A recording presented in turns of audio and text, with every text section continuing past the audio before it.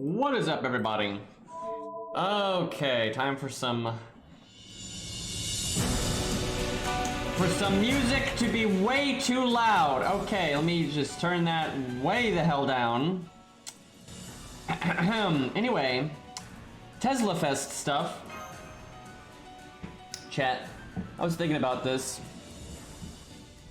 That the challenge quest with the reindeer and Saber Altar Santa. So, you know, we did that on stream with 100 Face, worked out. And I did it for the video, and I made like the team better, you know, and it went really, really well. And we didn't even use the event CE, right? No event CE. We're totally fine. Loads of excess value, all good, right? Now, imagine you do the same setup, but then instead of 100 Face, you use Serenity, right? They're both level 70 assassin, art, single target DPS, right? It'll totally have as good of an outcome, right? Like, the amount of extra help you would have to give Serenity for her to like match that performance, like from the team, is just so massive, right? Like the ultimate value difference between them is so big. You know, I might actually try that real quick.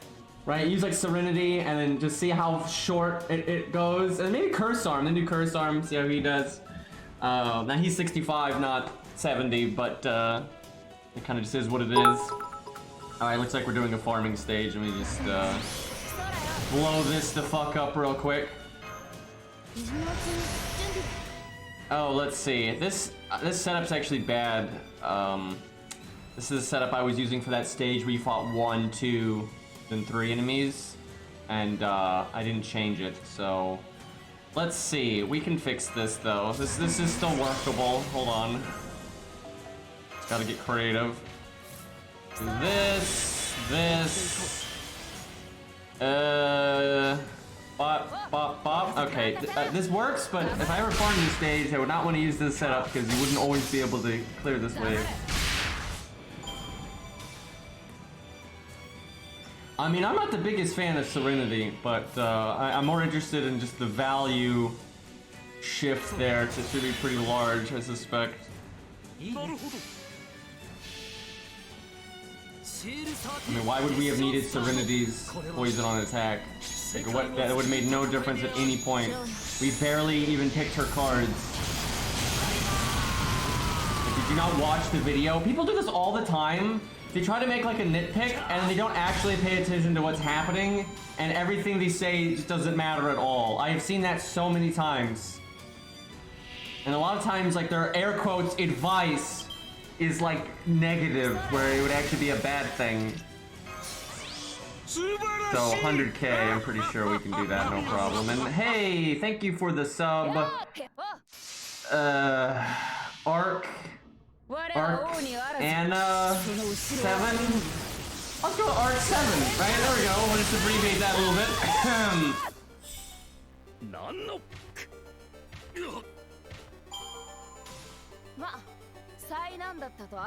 But honestly, would have been better on that team. Now, I wouldn't do this, but what would have actually been better on that team is Kiyohime instead of Serenity. That would have been better. But that's not going to happen.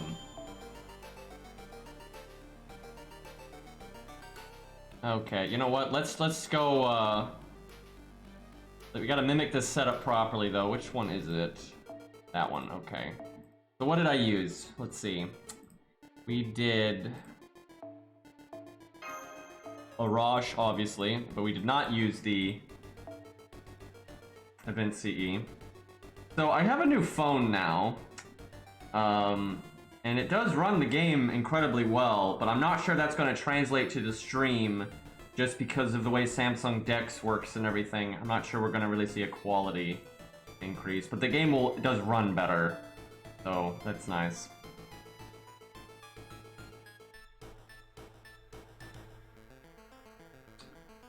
Okay, let's see, we did Fuma, right? And then I think we did Columbus. Is that what the team was? Was it Columbus? I don't think it was. Was it Blood? I think it might have been Blood Axe. I think we did Columbus on the stream, and I changed it to Blood X in the video. I need to check to be sure, because I want to make sure I'm using the same team. And then if we want to make an adjustment that's just like works with Serenity better, but doesn't make the team actually like stronger, that's fine. So we need Fuma. Alright, I seriously have to check the video because I don't remember. I think it's Blood X.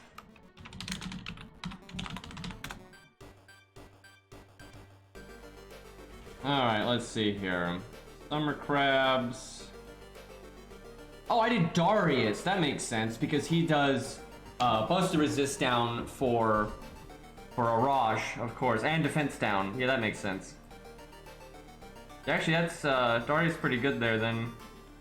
Darius is Grail, but I don't think that would really matter. Actually, I know for a fact it doesn't matter because I remember this in the video. Arash doesn't. He's got overcharge, but Arash doesn't get his second hit on his NP, and that means the enemies are dead before like he needed the overcharge damage. So there was actually a massive amount of extra damage Arash could have done. So yeah, you don't need Grail Darius at all. I just don't have a regular Darius. I kind of hate that about Arash though. You don't get to see how much damage he does unless the enemies can actually survive his first hit. And you also don't get the extra stars if you do like Star Gen and stuff. Okay, in Serenity's defense here, why is she? Oh no, that's not her NP rank. That was her passive. Never mind. I was like, what? I thought she was NP4 for a second there. But anyway, she's not 10-10-10 like 100 Fates is. But I also don't want to give her the mats right now. So yeah, I was about to lose it there with the NP4. Alright, we'll, what did we give? I gotta remember the exact team here. I think Fuma had, like, just starting NP, okay.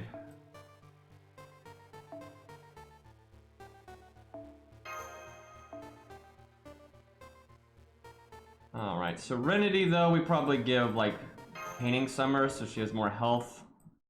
Doesn't just die. Oh, this is gonna be bad. Probably default. Who knows? Maybe she surprises me and this actually works, but I don't think so.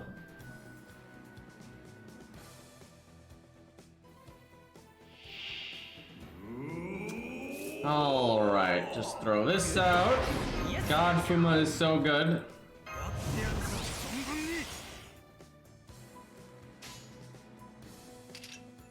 So, Fuma needs his NP, and that's actually the only person that needs NP game.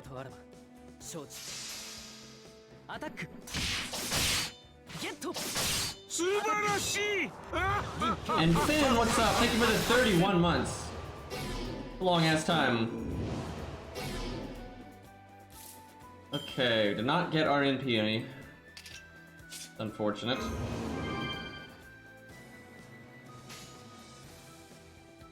We'll get it here though. Alright, just don't hit Fuma, please. Alright, we're good.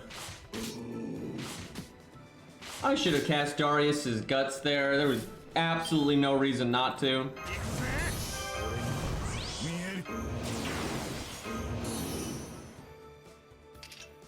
Now, I wonder if I can get away with not doing the attack up. Because that'd be nice to save it. Like, 100 Face didn't need it, but Serenity might. I wonder if Arash could do enough. Gets the Buster Resist down, triple defense down. You're probably going to hit the defense down cap at that point. Let's try it. I can always just save Scum so we don't have to like do the whole stage again. I don't normally do that, but for this kind of thing, that's fine. Cause yeah, I'm kind of curious what Arash does here.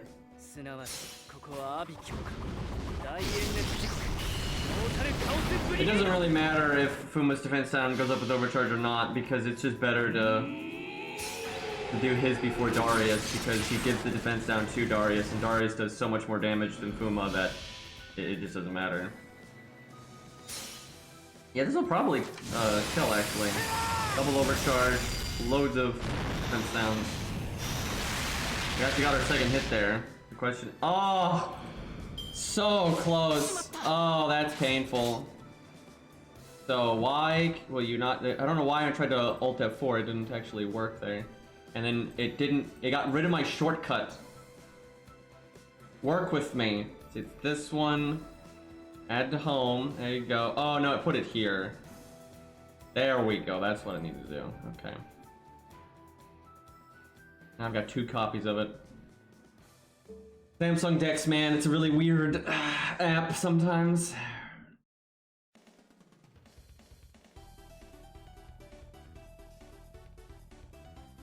So chat, you might have noticed I didn't stream for 3 days.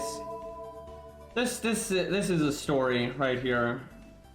So the last time I streamed, I said, you know, I was going to make that Tesla Cup video. And I was like, that'll probably take a full day to make, right? So I was like, you know, I probably won't stream tomorrow, right? And I didn't stream the next day, but I didn't stream the day after that, and I didn't stream the day after that. And okay, so where do I start? So day 1, I woke up and I'm like, okay, it's gonna be a lot of work to make that Tesla Cup video. So I'm just gonna, you know, eat breakfast and just go, right? And I worked on that video like all day because it's like, you know, it take quite a while to record all 7 challenge quests, right? Just because it's a lot. That's a lot of stuff, and I wanted to make sure that I improved upon the like stuff I did on the stream. I wanted it to be better, right? So I took a minute to, you know, clean it up a bit, and then, you know, I'd record all 7 fights, and that took a bit. And then obviously editing that takes forever because I cut out all the wait time and, you know, that kind of stuff. And there was this stupid, oh my god, this is part of why I got a new phone, but I had this stupid visual glitch on Percival's NP. It's only for like the first few seconds of Percival's NP. It's when he's like, he turns the lance on, and when he's like it's like glowing red and he's charging at the enemies. For some reason, the game would just glitch out, and his lance would like show in all these positions it's not supposed to be in. Like it'd be like in every sprite location it could be in during the NP, and it would just like rapidly rotate between those, and it looked insane. So I had to, like, every time Percival NP'd, I had to edit the beginning part of the NP to like another recording, and then edit it into the actual like damage part and stuff, and that just took a second. And then Maury's NP got bugged out, and like the sound effects weren't playing properly, so I had to do that. So there's a lot of extra like bullshit like that I had to do. It just took longer, but it was a lot of video, right? It was a whole lot of video, and so I spent a lot of the day just editing it, you know, cutting out the wait times, you know, cleaning it up, adding the text, and then I started, you know, to do the music. And at that point I realized it was getting really late in the day, and I'm like, I don't know if I'm going to be able to finish this. But tomorrow I had a doctor's appointment in the morning, and so I was like, if I don't finish it tonight, I'm not even going to get to work on it tomorrow for a while, because I have to go to the doctor, I need to go to the store, I need to do some things. So I was really trying to get it done that night, and then it got to the point where I was almost done with the music, but I still had like a chunk more to go. And I knew I would still have to render the video, upload the video, make a thumbnail, and that stuff takes a long time, especially when the video is that large. So I was like, fuck it, you know, even though it's crazy late, I just gotta go to bed, gotta suck it up. I'll have to finish this tomorrow after the doctor stuff and all that. So I ended up going to bed, you know, way late, way later than I should have gone to bed. But I'm like, all right, you know, I'll just sleep until I have to get up to go to the doctor. So I set my alarm, you know, for that. And was it Raw Kane? Thank you for the 7 months. So I set my alarm, wake up for the doctor, go to sleep, and then like 2 hours later, I wake up because for some godforsaken reason, Tusk is getting up like way early and making a racket. Like Tusk normally gets up kind of later in the day, but for some reason he wakes up super early and just, you know, it makes so much noise. So then I wake up, like, you know, I just had gone to sleep and I like instantly get woken up by Tusk. I'm like, God damn it. But then I go back to sleep, you know, after a little while.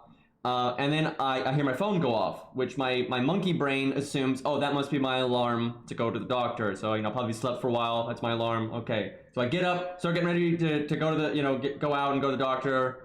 And then I realize that wasn't my alarm. That was Scam Likely calling me. Because, you know, like my car insurance is expiring or something, you know. But yeah, good old Scam Likely. So I'm like, are you kidding me? Right? I'm not even supposed to wake up right now. So at this point, I've barely slept. I've woken up twice. I've barely slept. But it's like, because I'd gotten up and gotten ready and everything, I couldn't go back to sleep. So I was like, fuck it, you know. So then I just, I didn't, and it was only a few more hours until I was gonna, it was like an hour, I think, until I had to actually get up anyway. So I go to the doctor, you know, real life stuff. I'm unbearably tired, right? Like, it's like hard to concentrate levels of tired because I didn't really sleep. But I get all that real life nonsense done. So I get home, I'm like, okay, I can finish the video because I'd like to sleep, but there's no way I'm going to sleep if I don't finish the video. So I'll just, you know, finish the music, and then I just got to render it, you know, and then upload it and all that. So I finish it. I render the video, which takes like an hour, right? Because it's a huge video.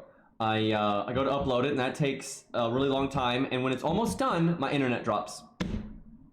My internet just cuts out, just gone. And I'm like, really? Thankfully, it didn't cut out very long. I think they were doing, I don't know, it was like maintenance or some stupid shit. But so my internet comes back, and I'm like, okay, I'll upload it again, right? So I start uploading it, and then the video's up, and I don't make it live. I check it to make sure it's all, you know, working right. And I notice the video's really blurry, like really blurry. And I'm like, that looks like resample is on, which is something you like always turn off. And I did turn off. So I'm like, why is this blurry? So I go back to my editing program, and resample is back on, even though I know I turned it off. And I'm like, why is resample back on? And for those who don't know, resample basically like makes the frames blend together, and it looks terrible in video games. You won't notice it though when you're editing. If it's turned on, you won't even see it.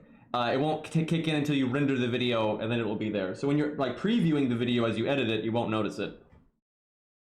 And so what had happened was, because the video was so big, periodically throughout editing the video, my video editor crashed, because that just happens when you have like a file that big. So I save often, and also the program autosaves. So what you normally do is, if it crashes, you reload it, you check if the autosave is more recent than your manual save, and then you go with whichever one was more recent. And so I had reloaded it, and the manual, or the autosave was like up to the last edit I remembered doing, right? So I was like, oh, I'll just go with that. But in actuality, it had been it was a few minutes past my manual save. It just, I hadn't done an edit in a while. What I had done in that time was turned resample off. And then when, you know, it crashed and I came back and I didn't use my manual save, I used the auto one, even though I thought it was up to date. It was actually before I had changed resample. So then I, you know, proceeded to edit the rest of the video and render it and upload it and all that. But then, you know, resample was back on, and the video now looks like dog shit.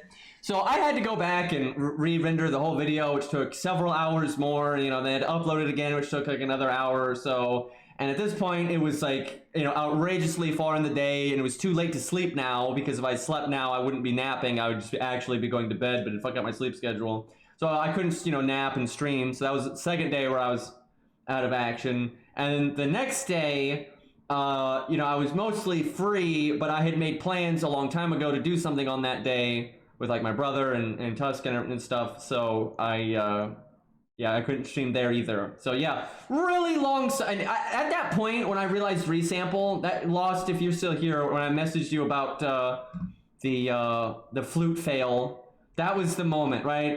All that nonsense, and I finally got the video uploaded, and then I saw resample was on, and I knew I had to re-render it and re-upload it and everything. I was like, you gotta be fucking kidding me. It's like, I've already spent way more time on this than I should have, and now I have to do all this all over again. I was just so dead inside when I realized that. But yeah, that's where I've been for the last few days. Not very productive, to be honest, but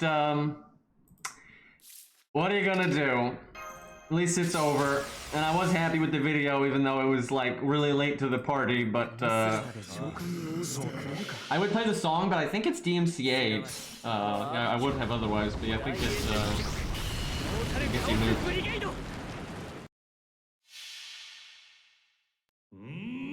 Alright, let's see how Rosh do way more damage than he needs to now, because we're giving him a giant attack buff to do 15k damage. I don't know if I'm gonna do the next Tesla Cup. It's just too much work. Like, I mean, that was, I mean, granted, that was a lot, there was a lot of unexpected bullshit that made that a lot worse than it should have been. But, it's just, that's so much work. Doing 7 videos in one video is just, it's kind of outrageous. So I don't know if I'm gonna bother. We'll see. Okay, so, oh, I guess we do this. Do we quick chain? We definitely need Serenity's NP. Good brave chain on Fuma though. Nah, we'll quick chain.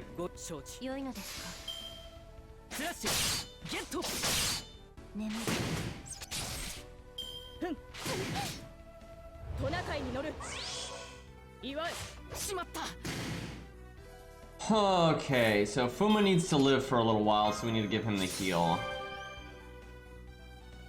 Now we're probably gonna art chain here. Don't really want to poison until I'm gonna do my NP. Should be next turn. Wait a minute, does her art up? I swear, if her art up only lasts one turn, I'm gonna be... Okay, it doesn't. I was gonna be so mad. I thought it lasted 3, but I realized that I wasn't 100% sure that it lasted 3. If she breaks, I should buff block now. I don't think she's gonna break. I mean, she's got art up. She's in P5. Okay, well, I definitely do this.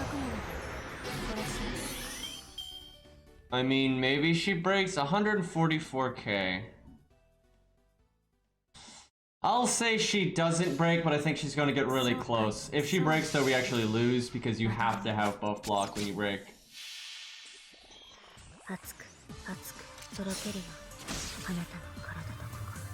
Yeah, I wish we got animation updates more often. Okay, only 78k. Kind of disappointing.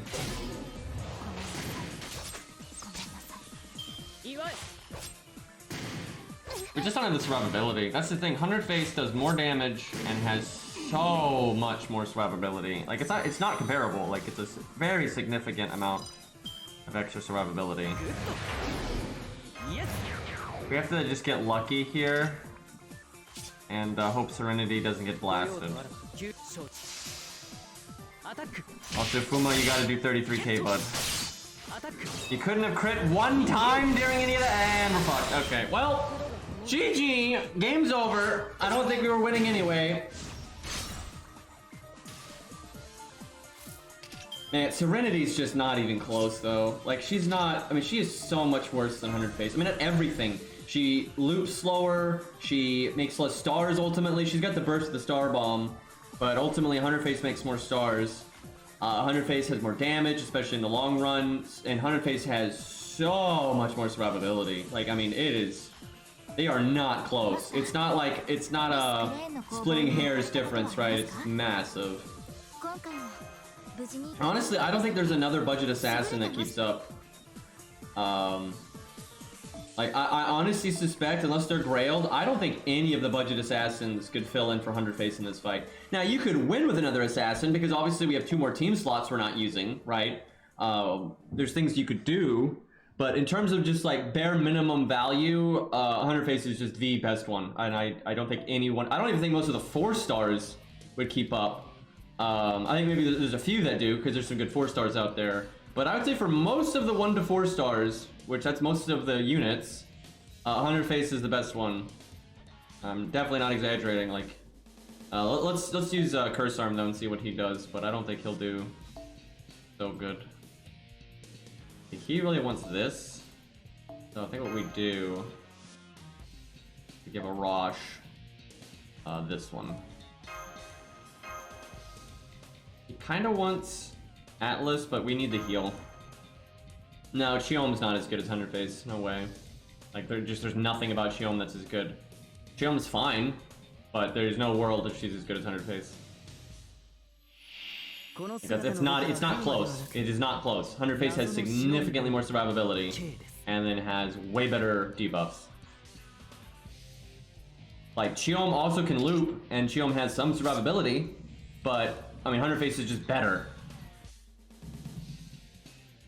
I mean, almost every, though, 1 to 4 star assassin is better Serenity. That's not really a standard. Well, not Charlotte. I tell you what, definitely not Charlotte. Sorry to say to the 12 Charlotte fans out there, but you're not so good. Izo's okay, but he's way behind 100 phase. And that one's actually really painful because they're so similar, but she's better at everything. Even when he's in his niche, she's better than him. And then when she's not in his niche, it's not even close. Yeah, I've actually compared those two many times because they're both 3-star art single target assassins with the survival skill. But yeah, it's not even close. But he is good. Like, he's good enough, right? He might be good enough to do this stage if you replaced the assassin at the end with Izo instead of 100 phase. But even then, I think he'd be really pushing it. But I think he would have a better chance at doing what we're doing right here than like Curse Arm, Serenity, Charlotte, Kojiro, like Jin K, oh god, Jin K, Jekyll and Hyde, Sanson. All of those are gonna fail super hard, right? They're not even gonna... I don't know why I'm not casting Darius' Guts. I don't know why I keep holding on to that.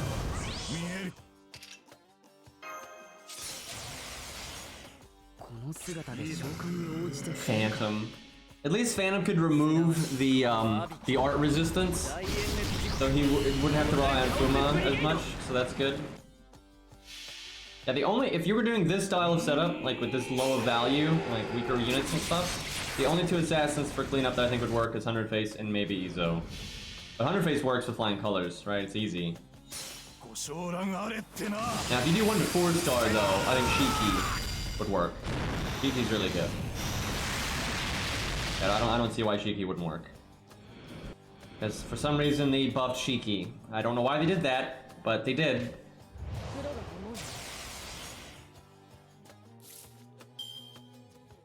Kojiro would get wrecked because he doesn't have the survivability, and also he needs to stop the quick resist one, and there's no way, with this setup, that there's no way you could have Fuma do that. It'd be too late. You'd have to make a stronger team at that point. Cleo could probably do it, just because she's a 5-star, and she has her own buff block. I want to crit here. Yeah, I think I do. Okay, we gotta go pretty quick.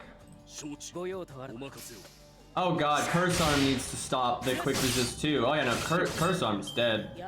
Dude, 100 phase is so much better than her competition. Like, this is not close.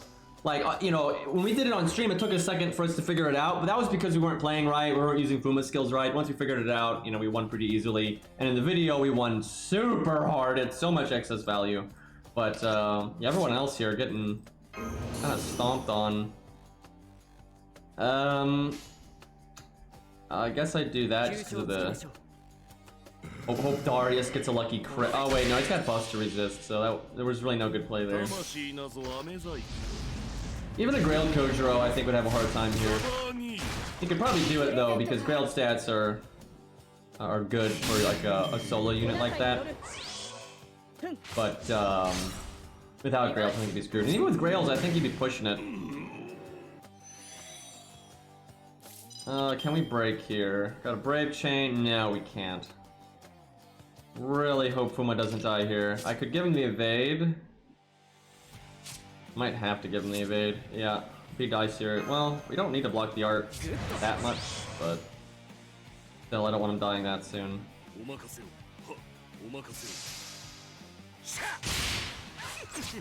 There's no way Curse Arm can do this though. Art's the best one, or maybe Buster. If you were going to do quick though, you would just bring a different setup. Like you'd probably bring Medea in the back or Phantom of the Opera. You'd bring an extra unit and then you'd remove it later.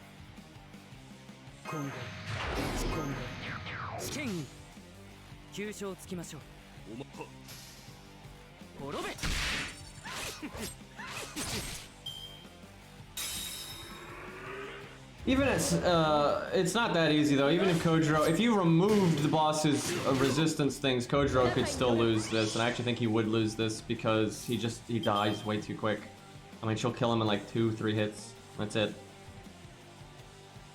Like if he's Grailed, sure, but if he's not Grailed, I mean, he's got good damage and he's got great skill set, but it doesn't make up for all the other problems.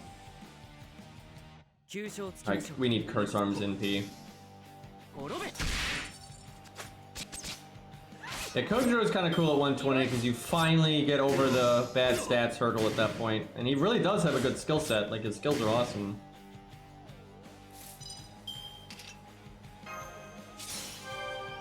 Guess I'll do that, see if we get a crit, so we make more stars to crit again next turn.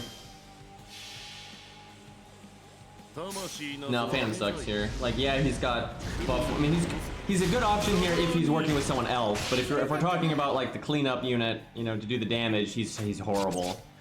Like you don't do any damage. But if you're using him as like a utility to work, like we're using Fuma, then he's totally fine because you get the buff removal that you could use at any point. So if you're using a Buster Assassin like Cleo, you'd use it right away. If it's an art one, you wait for the break. If it's quick. The quick would be the hardest because it's harder to keep Phantom alive that long, but you could put him in the back. But honestly, the clown is really good here in the back. You can kind of just set his debuff and forget it, and it'll probably work out.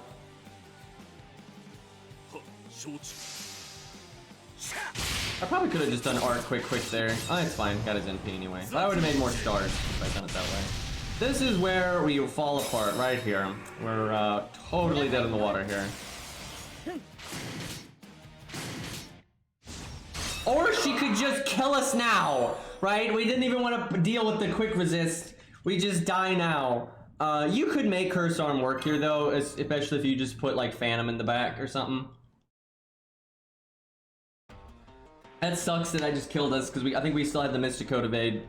So we could have at least NP'd and done a crit turn, and maybe with an art crit at the end, maybe he could have won. Let's give him one more go. I want to see.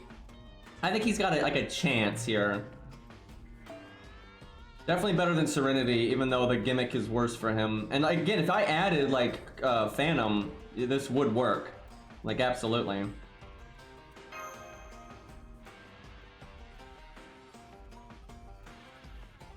I have absolutely no Christmas spirit. I'm very much a Grinch.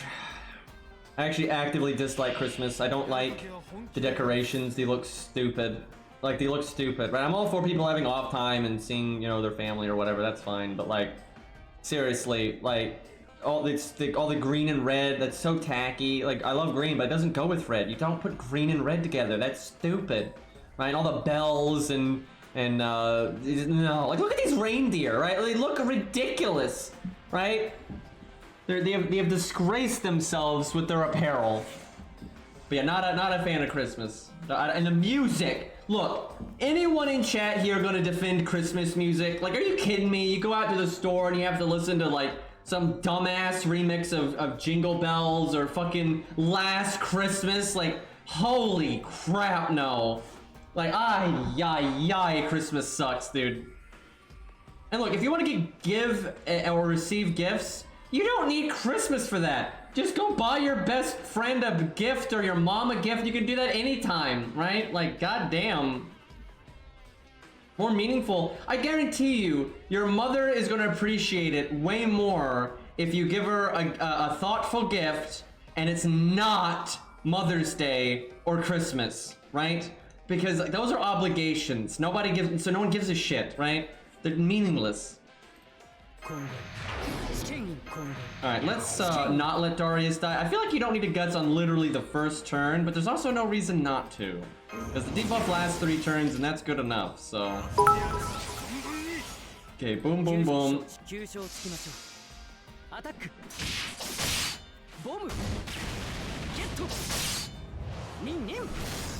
Now, when you're younger, right, and you get a lot of gifts, you know, I get liking that, you know, that's materialistic, sure, but I get the upside there, right? But that doesn't make the music good, that doesn't make the decorations good, that doesn't make all the stupid, like all the corporate nonsense that surrounds it, right? Like, none of that stuff is necessary or enjoyable.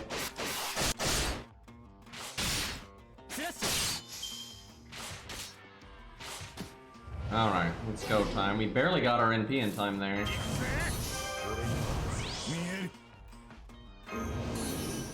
I guess it's not bad if Darius lives for a bit because he's like a distraction.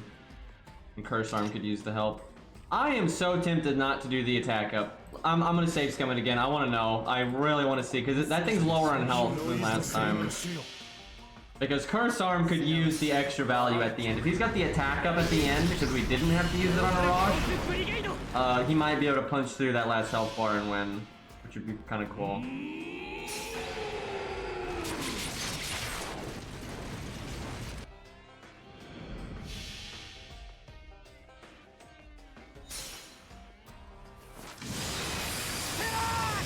Come on, Rosh.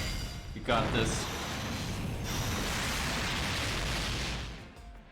Oh my god. Oh my god.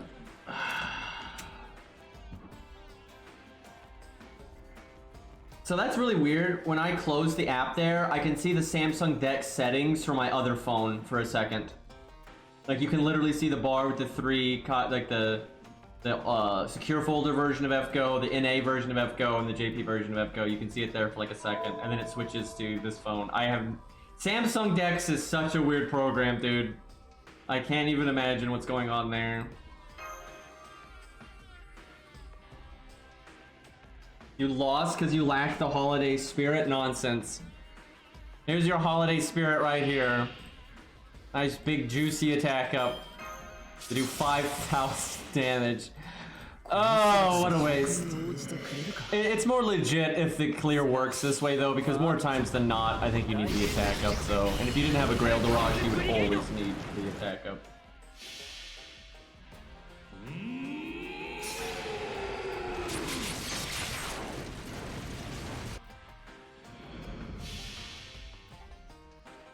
Also, if you didn't have a Grail Darius, you would need the attack up, so it's a lot more consistent.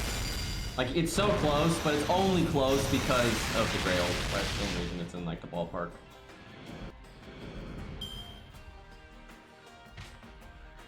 Kind of hard to tell if we high rolled, because when you kill them like that, you don't see the extra hit from the overcharge, so... Kind of strange how all that works. Alright, throw this out right away, throw this out right away. Do I crit buff, though? Yeah, why not? Get it on cooldown.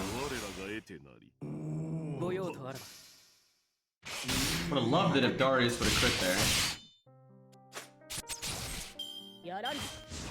No, no, no.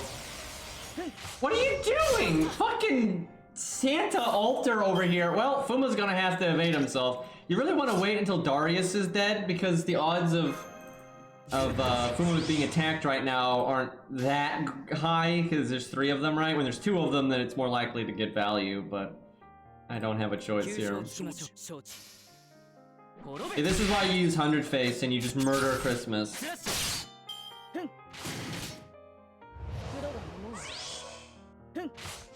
Red and green do not look good together, like, at all. I absolutely hate that combo. I mean, it's purely subjective, but I mean, what else am I gonna say? Am I gonna... What do you want me to do? Voice Tusk's opinion, right? Like, of course I'm gonna give my opinion. I think red and green are incredibly tacky together, and by evidence that it's almost never put together in any circumstance other than Christmas. And the few times it is, it looks really bad. Like, chat, imagine in, like, Elden Ring, you fight a knight that's, like, in red armor and then has a green plume. That's gonna look so stupid, right? And, like, the reverse of it's not that good either, right? Green armor with a red plume. I mean, that's probably better, actually. Like, honestly, that's probably better. But, you don't do that, right? That looks fucking stupid. I actually don't know what Tusk's opinion is on Christmas decorations, but he's probably more in my mindset than not. I doubt he's as big of a Grinch as I am, but, I don't think he cares much for green and red together. I doubt. But I've never bothered to ask him.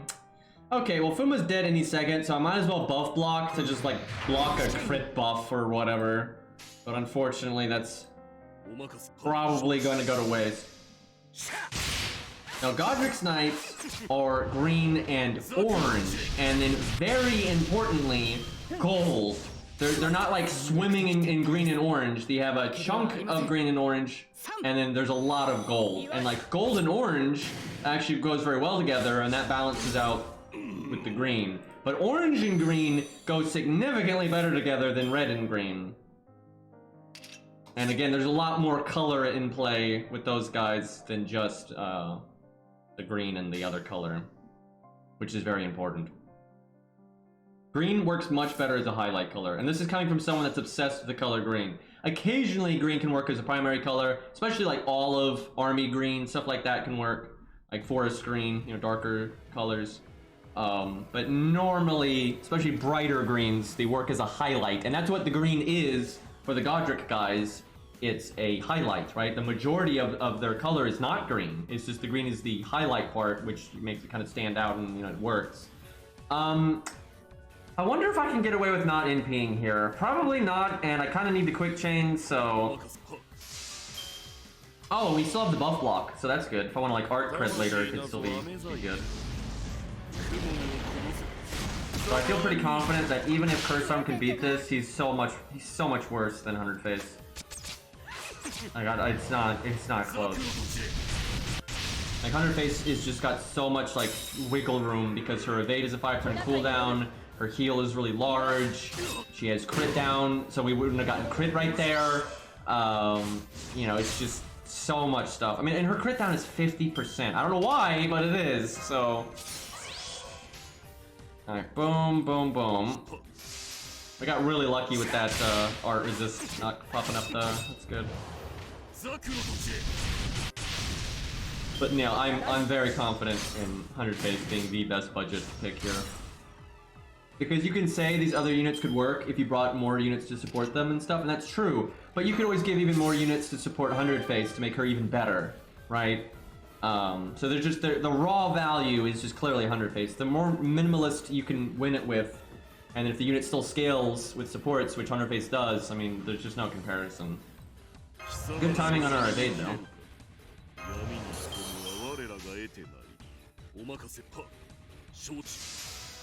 Probably should have done quick there, but nothing crit really. Unfortunate.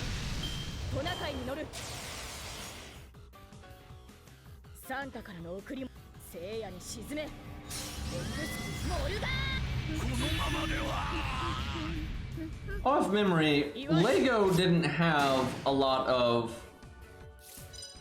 like Christmas green color blocks, right? They had different shades of green. But I was my time with Lego was a lot longer ago than most of chat, so there may be a generational difference here.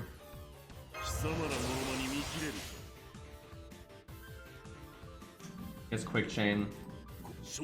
And there's exceptions to everything. That's the thing. There are exceptions to everything. But there's a saying, exceptions prove the rule, and that saying exists for a reason, right? Like outliers do not equal, oh, now everything's this way, right? That's nonsense, right? It's like you could do some like dumbass, you know, military tactic, and you could probably find some place in history where some moron general just got super lucky and won with some idiotic tactic. That doesn't make it a good tactic, right? Can you stop killing me immediately, Saber Alter? Thank you. Can we like, every time we get to that final health bar, we just die. By the way, if it was 100 Face, we would have multiple crit downs and we would not have died there. We also would have been at like full health.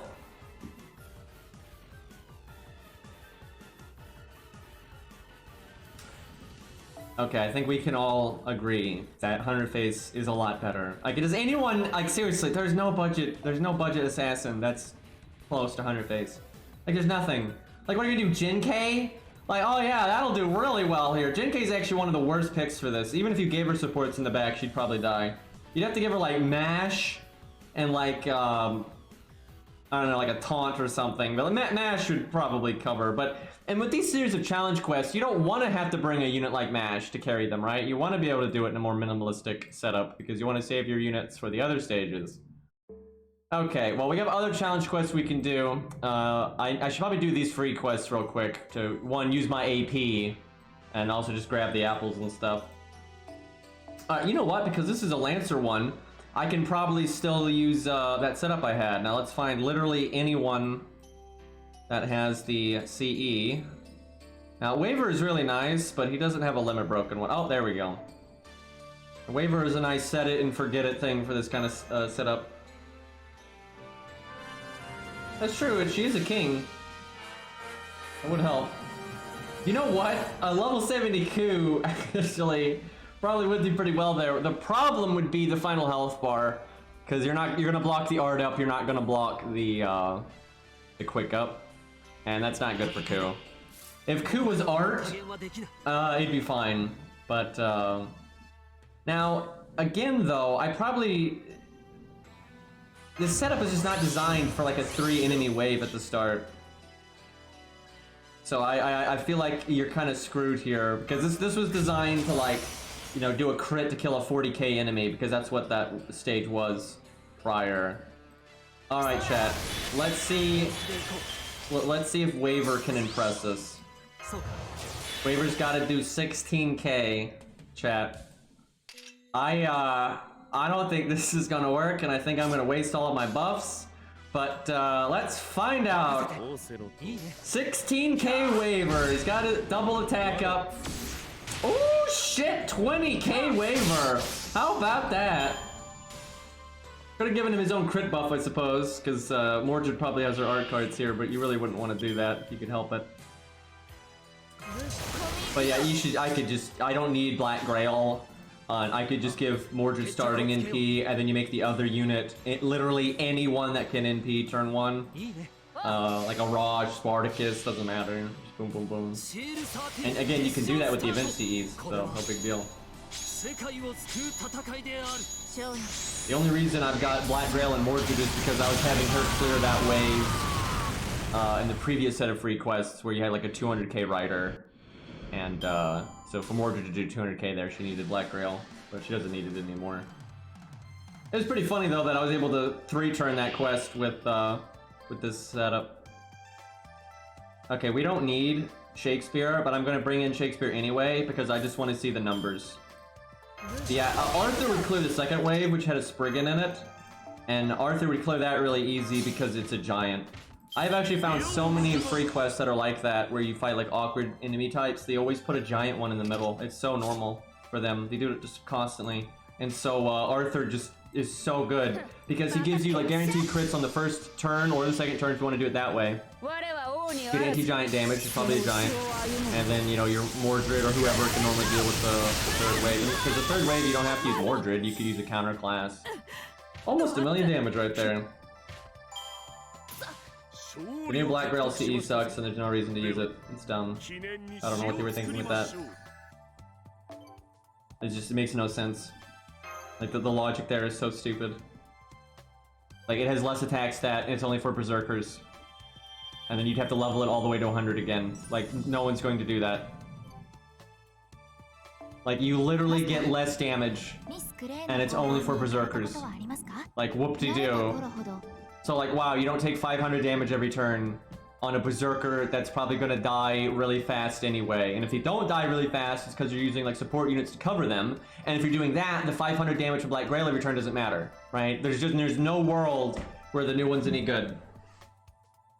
And again, it doesn't have as much attack stat, right? Regular Black Grail is 2,400, it has 2,000, so it's stupid. I have no idea what they were thinking. Like, they're just adding these weird CEs and they're just bloating the Gasha. It's very annoying. Alright, let's see how far this team can get us. I feel like I'm gonna have to switch at some point, and I especially need to switch where I have like Spartacus on the team instead. But let's find out. Let's see when this comes to bite me in the ass, because it will at some point. I'm actually surprised it worked for that last one. Alright, Castoria is not as good, but she's got the CE. I probably don't need Black Grail again. What good does it do me, though, to have anything else? Really doesn't matter. Yeah, we'll just keep it, just because I don't think it'll. This is not a stage where it should make a difference. I don't need to have Waver give the crit up to himself, right? In case you get a terrible hand. Those CEs aren't really good either, though. I mean, they're okay if they did it differently. Like, the Ilya CE is so stupid. I think it's, everyone acts like it's good, and yet no one uses it, and it doesn't help anybody. And they act like it's going to help new players, but they have no idea what's useful to new players. The Ilya CE is not good. All it did was reset everyone's Sakura CEs. Like, I got that one account that is one copy away from limit breaking the Sakura scope. and now I have to start over. And for what? An attack stat? I don't want an attack stat on that CE. I've said this so many times. Who the fuck uses Sakura Scope on a DPS, right? If you do that, you're only doing it on a new account, right, for farming. And that at that point, the minor, and I mean minor, damage difference between Ilioscope and Sakura Scope doesn't matter. It's so tiny, it'll make no difference, right?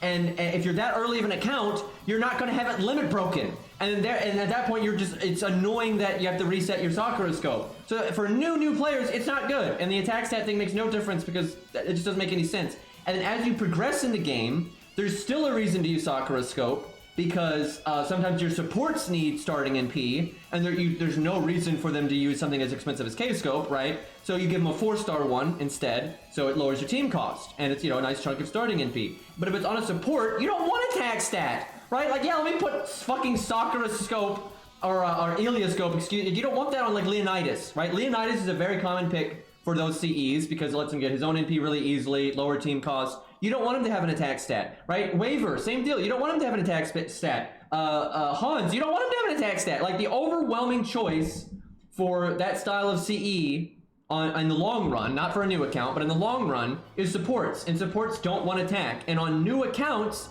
you don't care if it has split stat or attack stat. You'd rather just get one of them limit broken no matter what. And deleting Sakura Scope to add Ilioscope is just a giant fuck you to the entire player base. That is one of the dumbest things I think they've ever done, because it screwed over loads of accounts for some weird niche that no one actually needs, and people act like it's good on paper when they don't actually need that at all. They just say it for, like, argument's sake. It's stupid. That fucking Ilioscope is dumb. It's bad for the game. It made everything worse. There's literally no point to it. Like, yeah, once you limit break it, if you're putting it on a DPS, it's better.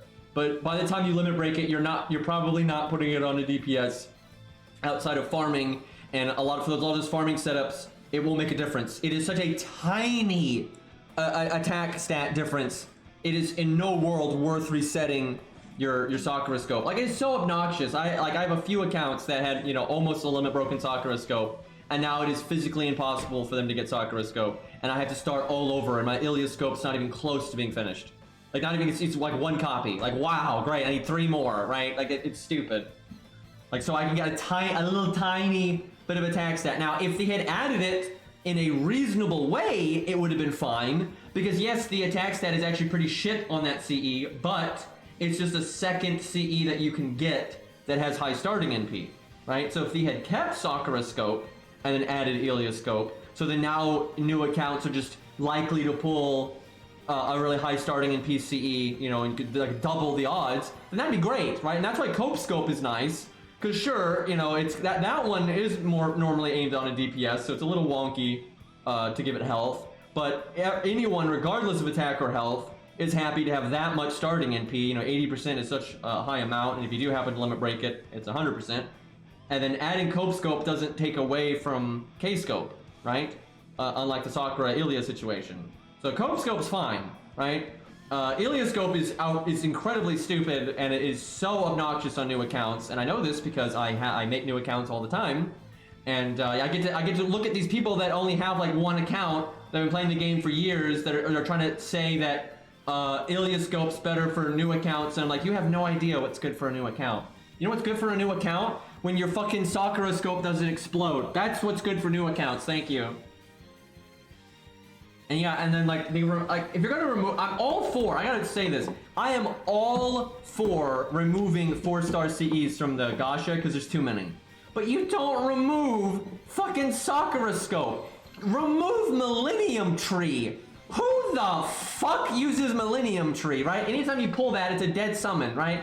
And you got like Awakening. What is it, like, I forgot the name, but it's that stupid Fate Zero one, something Awakening, that no one uses that. It's just garbage, right? There are quite a few 4-star CEs that if they were deleted and it made you more likely to pull the 4-star CEs you actually want, that would make the game better. And like what they just did, like what the hell? They just removed the anti-male CE, which has like been one of the best CEs ever Like, yeah, it's only useful when you're fighting a male boss, but every time you do fight a male boss, it is so nice being able to give Mash, even Merlin sometimes, Leonidas, George, you know, units like that. You know, those units you just need to be there for their support skills. You need them to not die passively. You give them that CE, and bam, they have a 30% defense buff. That is so good. And now they replaced it with one that gives you like a 20% defense buff. The thing is, we already had a 20% defense CE that works against anything. If you're doing anti-mail, right, you want that extra defense up. You're like, yeah, sure, starting in P. Like, I don't mind that new CE being an option, but getting rid of the other one is just dumb. It's like, so often if you're using a CE like that, you're specifically using it for the large defense up. That's why you bring it. You don't bring it for a side effect, right? That's not the point, right? You're trying to stack defense. Because like, let's say you have Mash on the team, and even if Nash isn't the one with the anti-mail defense buff, whoever has it, then with Nash's defense buff, is basically taking no damage now, even if the boss hits outrageously hard, right? And losing 10% can really matter, especially when you're working with damage cut and stuff. But yeah, they keep removing good CEs and adding weird side grades that a lot of times are worse. They just keep doing it over and over. And instead of removing all this garbage like, you know, Millennium Tree and all that tosh. There's so many 4-star CEs that are bad.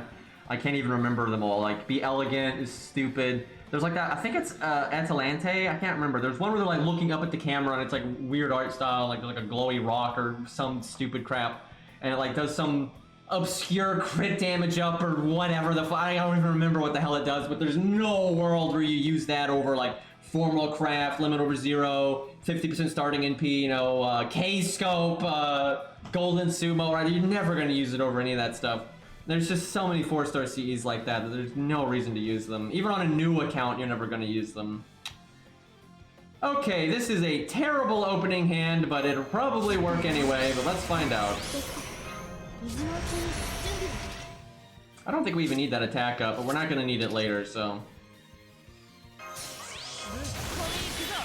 Yeah, really, you just want like, you want to give Mordred starting NP and use like Spartacus or a Rosh.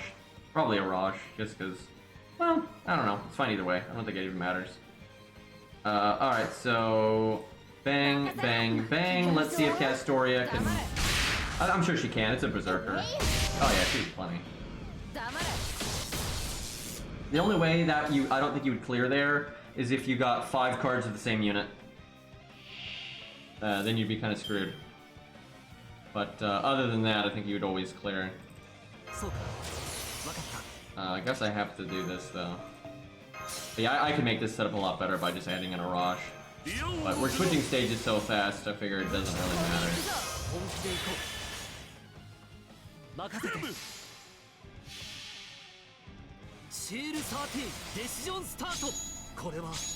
Yeah, honestly, I agree with Ziggy. Right now, they need to just remove CEs instead of adding new ones. But they do it because it gets people hyped to roll, and, you know, it's like a conversation starter. It's something to, like, oh, look, something new. You know, it just gets that whole thing rolling where it's not actually good for the game. Like, they really need to work. They need to focus on bloat.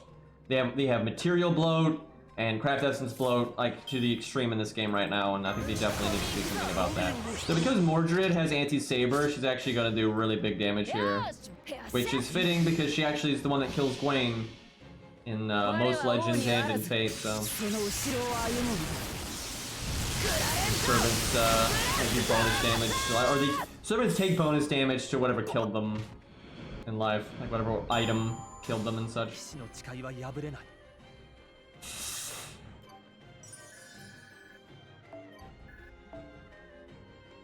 This is such unfitting music, though, for Mordred fighting Gwaine, but what are you gonna do?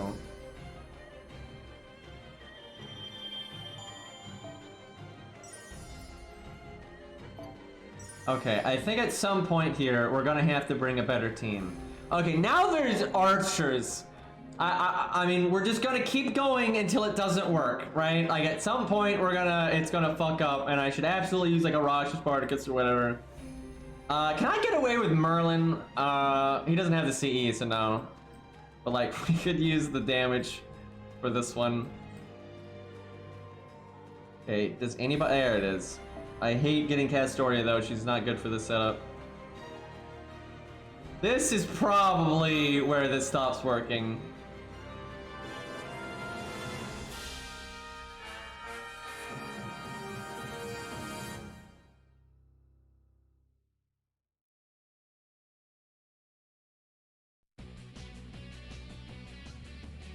Some Babbage music right there.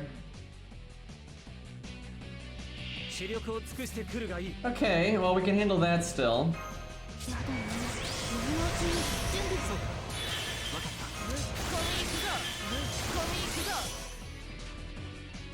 Let's see. I don't think Arthur actually needs his Buster up, but it lasts 3 turns, so. What if she doesn't land 80% crit though? Yeah, that'd have been bad. That's where you want Anniversary Blonde.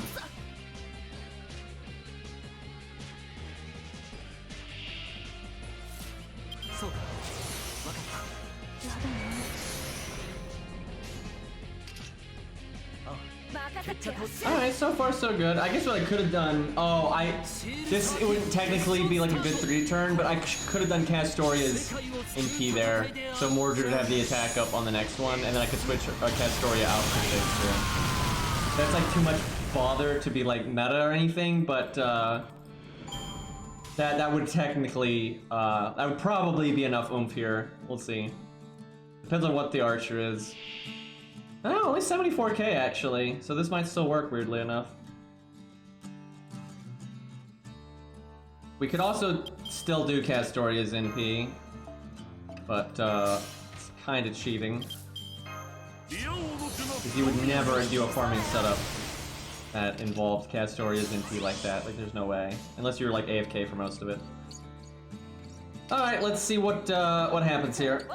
74k, we're not doing Castoria's NP. I think we have double attack up, double buster up. The other two are dead, because Saber's bonus damage and Berserker counterclaps. Hey, Rabbit. Oh wow, still got it. Alright. I guess Black Grail is pretty ridiculous. I wonder if that would work without Black Grail, because it'd be less clicks, you wouldn't need Shakespeare battery. How about these apples, though? That's the real, prize. So, for those that were here when I told my story as why I haven't streamed in 3 days, as you can imagine, that was so time-consuming and all that nonsense, I didn't really get to farm during any of that time, so I'm actually pretty far behind on this event. Let me see, how many tickets do I got? Yeah, I'm only in 7 boxes, and like I got 1,000 tickets. Yeah, it's pretty bad. But honestly, the IM main account is in pretty good shape when it comes to these materials, so it's not that big of a deal. But yeah, I barely got to farm. All my time was dedicated to, the real life stuff, and then all that insane editing debacle nonsense and sleep, right? You're far behind, but you're ahead of me. Feels bad. Really, as long as you just open the 10 boxes, it's not a big deal. You don't want to miss that, though. Okay, I still want the apples. Because, like, if you don't need the bronze mats, it's not that big of a deal. That is a big hat. One day they're gonna make them playable, I'm sure. They're just hinting at it right now. Like, there's no way, because this is new art. This is not the art they had before. There's no way they commissioned this art and it wasn't for, like, making the unit, right? Like, that's their official art, and we'll see it later, I'm sure. Alright, did I get the apples? I did. Okay, I just reset.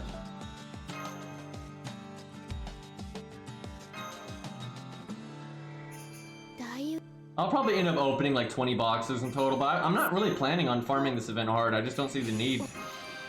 My account's in good shape, so... Like, sure, I want to make sure I get the apples and the permanent rewards, like the command codes and everything, but I don't need a bunch of bronze mats right now. I'm kind of in good shape on them. And I'd rather play my other accounts, or Elden Ring, or edit a video. I want to just sit around farming. But I'll sneak some runs in. We might get more than 20. I guess it depends. I've got, an account that can definitely farm efficiently, so there's that.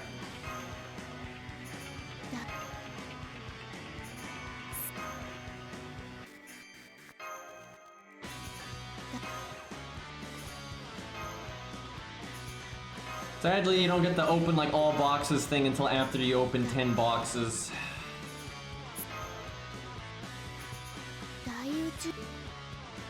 Oh. Probably should have reset a minute ago there. I guess I do need the QP though. My account's in bad shape when it comes to that. I just got the super prize in the first summon. But I'm not gonna reset until I get the apples.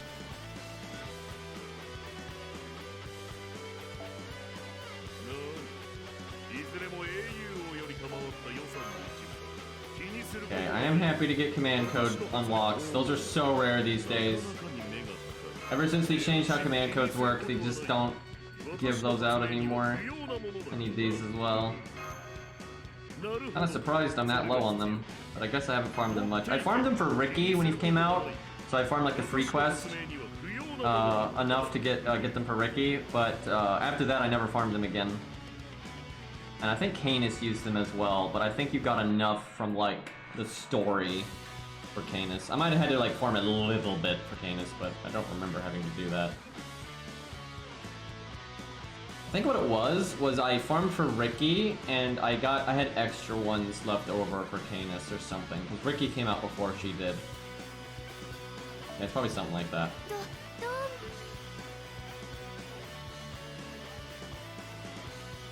Alright, I got one more of these to do.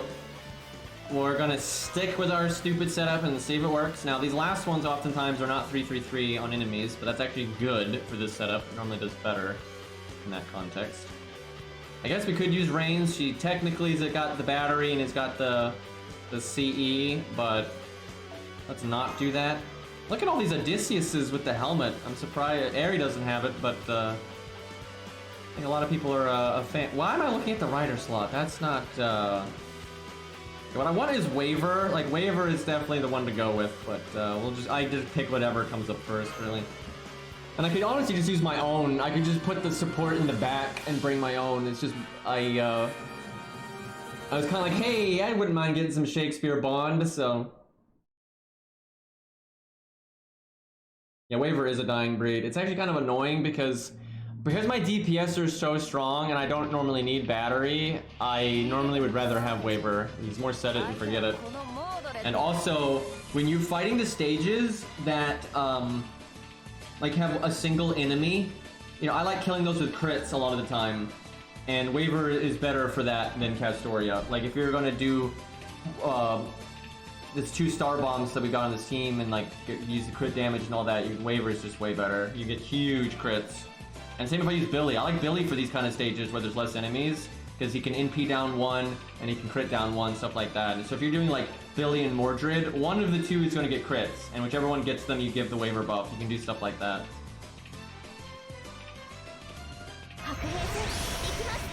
Let's see, I think Arthur's going to hit harder, so we'll have Mordred use the 2 cards.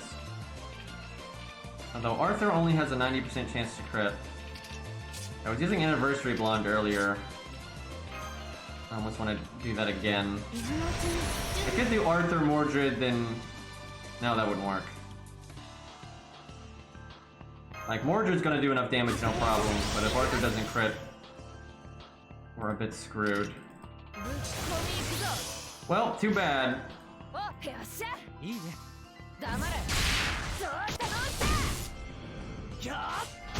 Fuck, see, if we had Waver, he would have killed. Well, setup run. I knew it was gonna happen eventually. Game's over. I'm just doing that to make up for the buffs I'm gonna lose. It's all over, chat. Gotta turn in our FGO license. This setup worked on every single stage of the first round of free quests, and it worked on every single stage of the second round except for this one. Which it could work for this one, but it's that you can definitely, that's gonna be way less reliable than the other ones. You'd want like a, you know, Spartacus or whatever there. Hey look, it's a giant. Too bad we don't have any Arthur cards, but his NP will probably be good enough. Oh, we have 1 Arthur card. I don't know, 131, we'll see. What's bad is Mordred. Mordred's pretty fucked up now. Killed on my birthday? Feels bad. Also, happy birthday, Fury. Not quite enough there. This is more shaky. You could still make this setup work though. You just need like Waver instead, or a Star Bomb, stuff like that. But yeah, actually, you can still reliably do it with this setup. You just need to twink it a little bit, because the giant enemy makes Arthur still really good.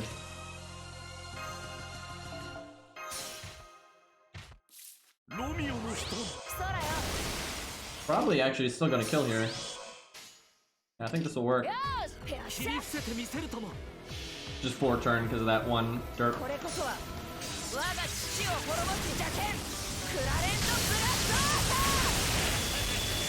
What's a Rosh's third passive? I always forget.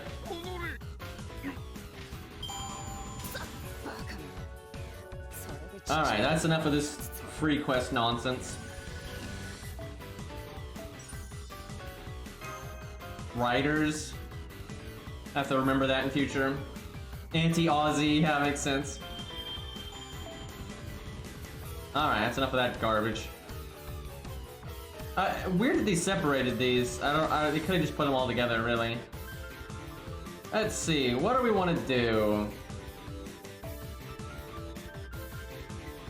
Wouldn't mind doing the Shiba one. I always like that one. It's a little RNG, but it's kind of fun. Yeah, let's do the Shiba one. I like that one. We'll do a budgety. I know I always. Let's see. I always do budgety shit, but I always want to like not do budgety shit, but then I'm like, but I don't know. It feels dirty when you throw all the bullshit at it. So, which one of these is best for Caligula of all these free quests or challenge quests? All right, I have to summon something. I hate that. God damn it. I normally have my ult account, but I haven't logged on my ult. What do I summon? Okay, hold up. I've actually got my ult account on my old phone, so I can just bust that out. That's kind of nice, actually. Alright, what, okay, I'm not summoning whatever I click. I'm just putting it there to, okay, I'm not clicking say, because then say's in chat, and that's gonna be a whole thing. You need to summon something random that people aren't gonna, like, use it.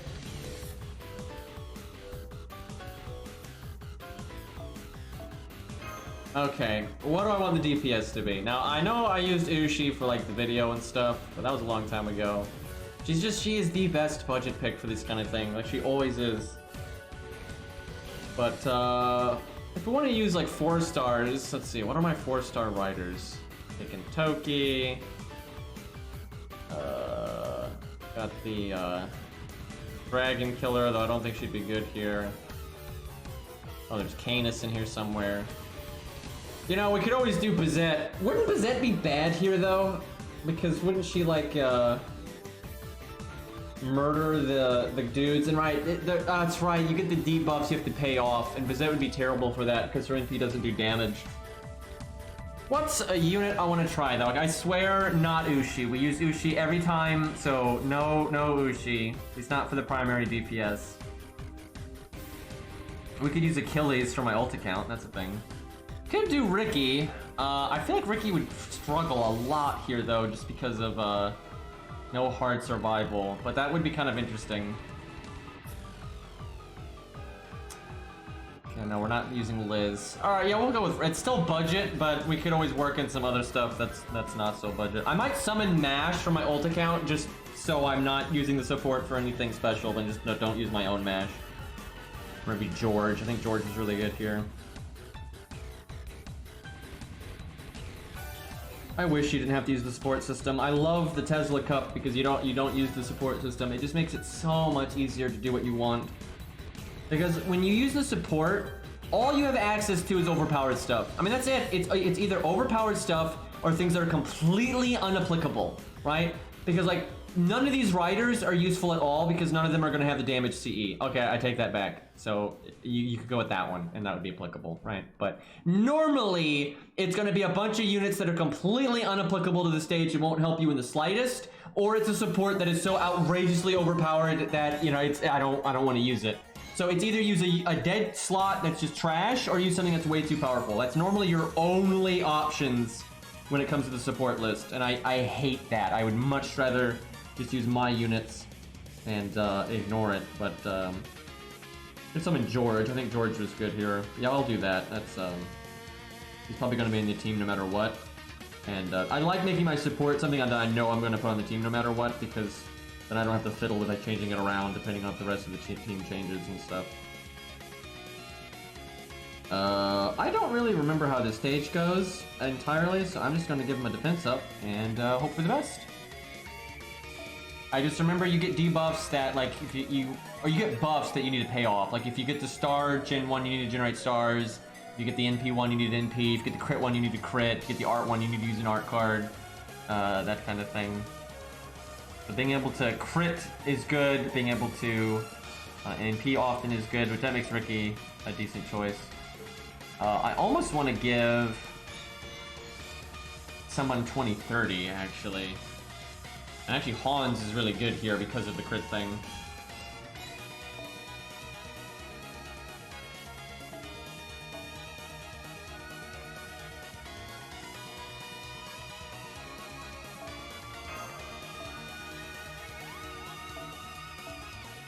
Alright,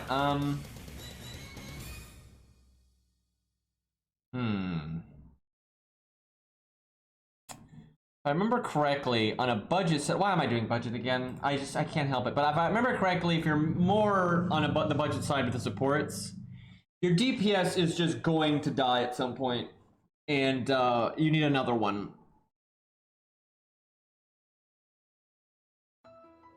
And Ricky even more so, because he doesn't have... I think Uchi is just way better for this stage. That's why I use her. It's like... She's... Dude, there's no way around it. Uchi is so much better here. Because if you need to crit, she has a Star Bomb skill. Right? That's so good. Elden Ring stream plays FGO. Wait, did I not fix my thing? No, I fixed it. But yeah, I do stream Elden Ring a lot. But hey, Stinky, what's up? I'll play Elden Ring later. But yeah, dude, I hate to say it, but Uchi is just so much better here. Like, the hard survival is important, the burst damage is important, and then if you're like, oh shit, I need to be able to crit, you can do the Star Bomb skill. And then that's just better. Like, it's way better. Like, Ricky's great and everything, but he's more of a backup or an art looper, right, if you're doing, like, Castoria. But, like, if you're not doing that kind of stuff, Uchi is just a lot more self-sufficient. Like, in general, and then let alone for this stage. We could do Canis, because Canis has stars. Yeah, I kind of want to do that, and maybe use Ricky as backup, because, yeah, Ricky's gonna struggle with a lot of the gimmicks here, I feel like.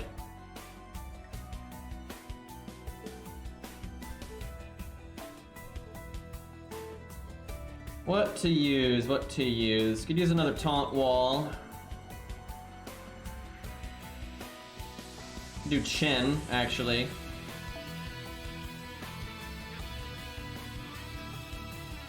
I've had a chunk of people join my stream from Elden Ring, and they were really confused by the FGO stuff. I actually think I'll grow from Elden Ring more down the road, though. I predicted this, and I think I was completely right. Not to get too analytical, but this stuff is kind of fascinating. So, I actually grew a good bit from Dark Souls 3, because when I started playing Dark Souls 3, like, more actively, it was actually kind of hard to find streamers that would stream Dark Souls 3 PvP. The game had been out for a long time. Most people just streamed speedrunning stuff and, like, that kind of crap. You saw, really, there were not very many PvP streams. But there was still there was a real audience out there still for people that wanted to watch Dark Souls PvP, and I was actually in that. You know, I like watching Dark Souls PvP. So, so when I would stream it, there would be a good chunk of people like, oh hey, someone's actually streaming Invasions, and oh hey, they don't suck at the game. And so I get a good chunk of people from that.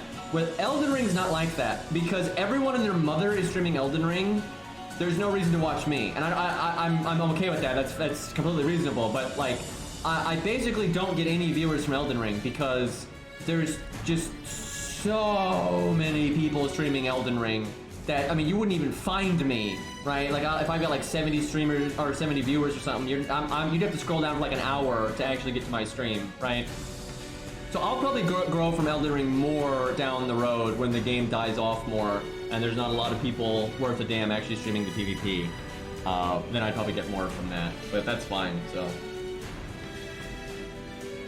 Anyway, FGO. We need someone for cleanup, and it really should be Uchi. It's just, let's go Alex. I think the boss is charmable, right? Alex is a mistake if she's not, but I think she is. Alright, this could work. I want Chin to not necessarily die immediately.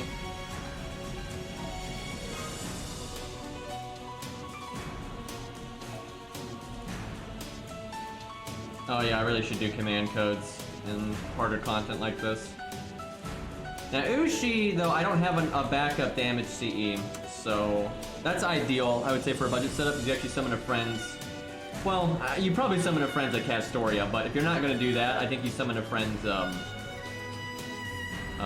DPS. Like, hey, if you got like a friend on Discord or whatever, you ask them, hey, can you, I'm doing the Shiba quest, can you slot a rider with a DPS CE? Because I think it's really likely that your DPS will die eventually, and then you need to, or to get 2 debuffed, and you need another one to clean up.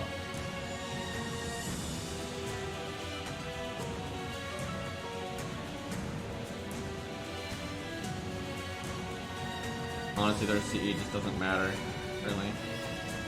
Alright, command codes.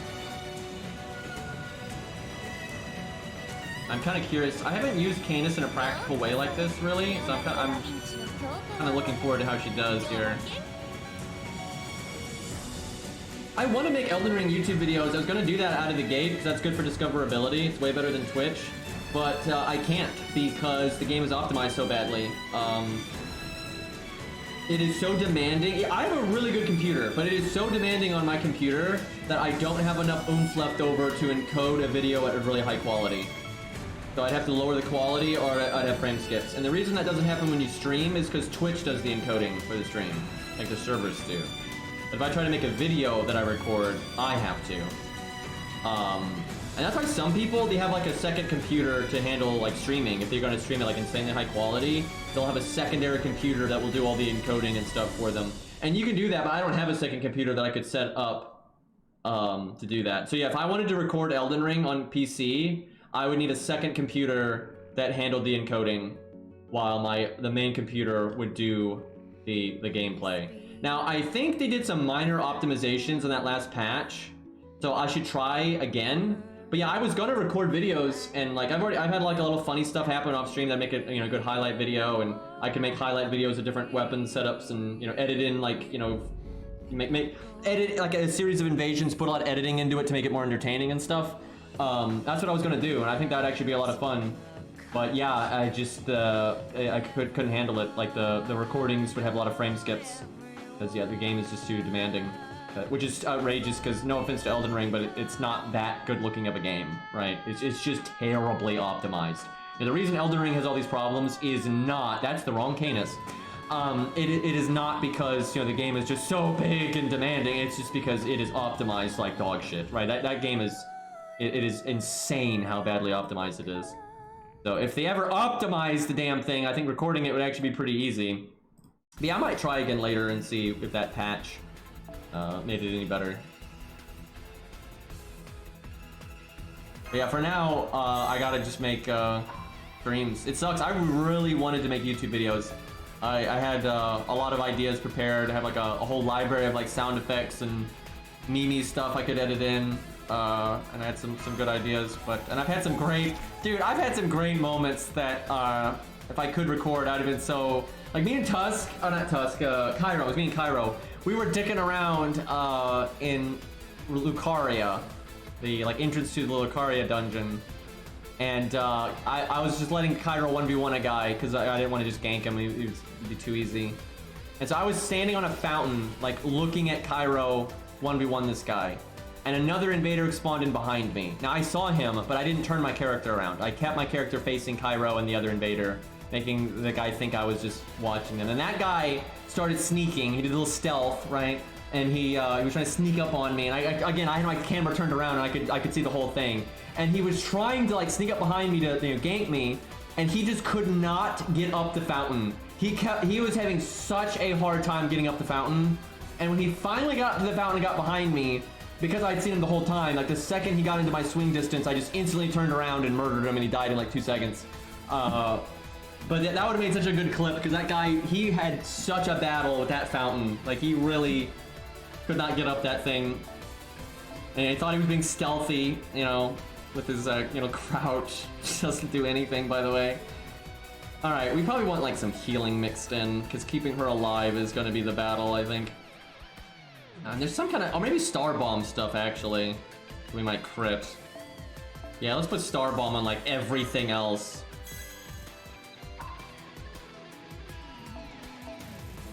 But yeah, maybe someday I'll make Elden Ring videos. Like, yeah, it's just the bad optimization. That's the whole reason I haven't done it.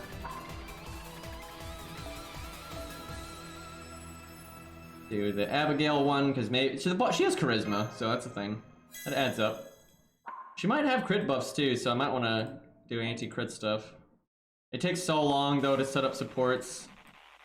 Like, I don't mind doing command codes for the DPS and maybe one support that's gonna live a long time. But it's really annoying to do like command codes for the full team, especially if you don't know if the team is even gonna work or not, like if you haven't tested it out. Because sometimes you set up a team and you're like, oh yeah, this has got legs, this will work, right? And then you just want to fine tune it and maybe you added some command codes and that kind of thing. Now that makes sense. But when you haven't even used the team at all, I might do command codes for the DPS. But I normally won't do much more than that. Unless it's a boss fight where like the whole fight is like dealing with the boss's crits. Then I'll probably bring some anti-crit stuff. But yeah, a lot of times I won't bother. It's just too much work. Alright, I'll give her like just the crit down one and then we'll just go from there. That's fine. If I can ever find it. There it is. The only time I find this command code is when it's not equipped to anybody. If it's equipped to somebody, I can never find it. Tusk has a really good PC because Tusk, like I have the graphics card that's like one step behind, right? It's like, it was the newest one until like the more recent ones have come out. But Tusk got like the most recent graphics card, and he spent a lot of money, but he got like a real top of the line one. I don't think he needed to though, to be honest, but yeah, he did. And but yeah, his is like super good.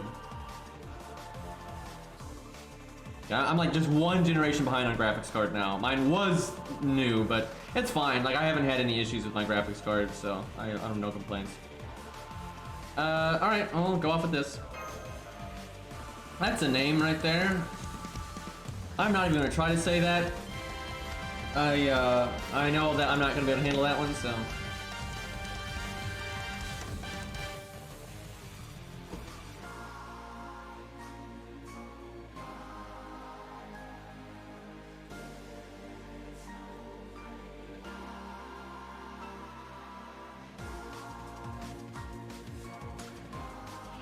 Okay, that's a lot of health and you don't do any damage for quite a while because remember she gets the paywalls. I'm pretty sure that's what they're called. These are called paywalls, I think.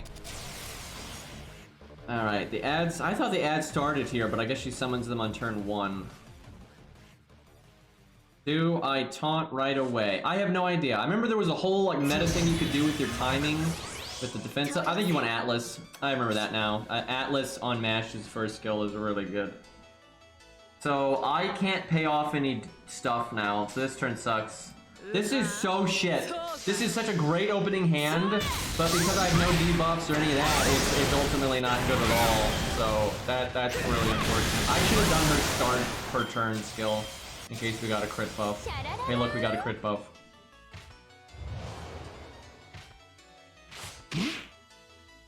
And there's like a whole meta thing with how to deal with the ads, and I don't remember. So George needs to crit.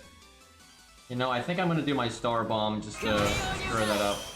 Because although I don't care if George gets debuffed, I want to get rid of the paywalls. So Starjin on Canis. Let's see. So I guess. We'll do that. That should count. Even though art cards are like the worst Starjin ever, I don't think the game cares.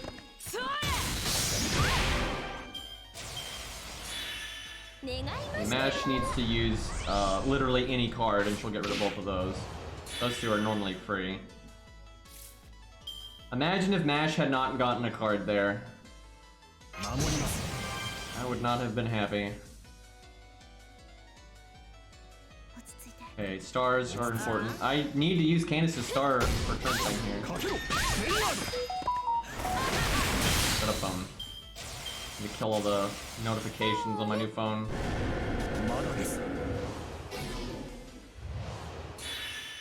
Right, that's what that guy does. I guess we want Mash to live here. One of these guys does buff removal, but I think it's this one. That's like a whole thing. Okay, so we need Canis crit, which he's got a Brave Chain, but we need a Mash card. So we do the 50-60. We are favored to crit. We have 2 coin tosses, and one of the coin tosses is rigged.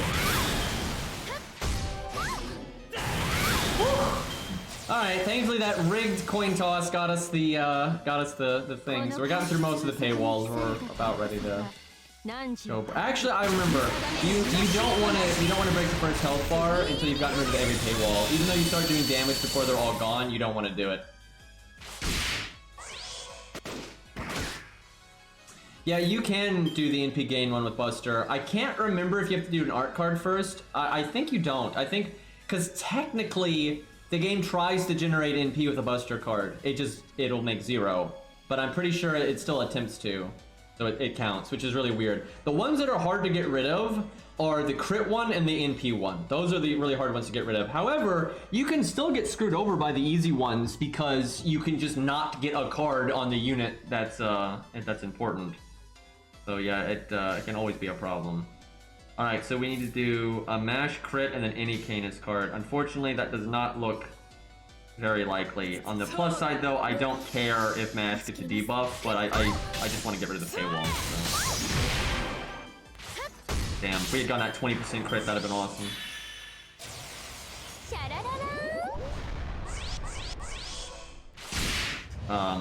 I like how the assassin just, not only did he attack Canis, but he crit. That's where I need Atlas. That's really bad. Alright, we need Mash crit and then any card and then any George card. I kind of need to Mash NP though. I think we have to do it like this. Yeah, I need to bring Atlas. I think Atlas is way better.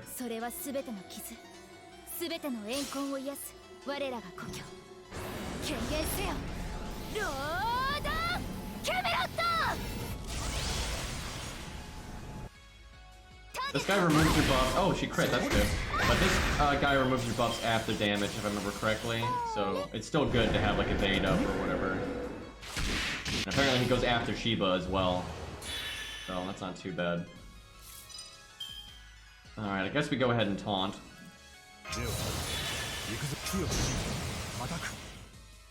Alright, we've got Mash crit again, 50%, and that's the only one. Mash just keeps getting everything. Like, Mash is the only one getting debuffs. That kind of sucks. Canis is the most likely to pay them all. Thankfully we got lucky there. So if we had gotten better RNG, we'd be down to like 1 paywall right now, which would be awesome. Yeah, the smart play is to not break until you get rid of every paywall. That way you don't have some left over and then the new ones. That's what will really mess you up. Okay, Canis needs to crit, so good time to Star Bomb. And then Canis needs to do any card, and then that's it. So it's just Canis. 40-80. We'll do George's quick card last, just so we have more stars to work with him. Okay, we can probably break now, because we'll probably break that paywall as we get rid of the health bar, so.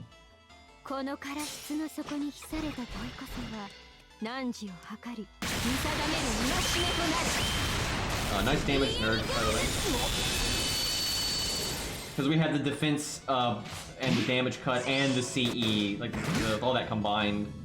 George is just super tanky there. Okay, we need crit on George or any Mash card, so any Mash card is the way to go here. I might as well go for the George crit though. Just because he'll do more damage than her anyway. Although I could do George's NP. Will that do more than Canis' art card? Probably not, so I think we just do that.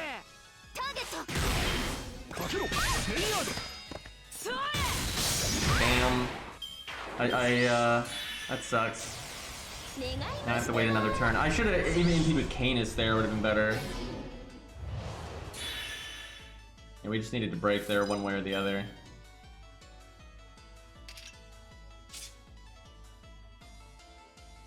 Let's see. We have no paywalls, but we don't want debuffs in Canis, but she doesn't have anything, so it's okay. I just need to break and then make stars. Okay, that'll get rid of the attack buff. Canis probably makes more stars than Mash with the art card, so not that she'll really make much. Mash is 2 hit, I think she's 3.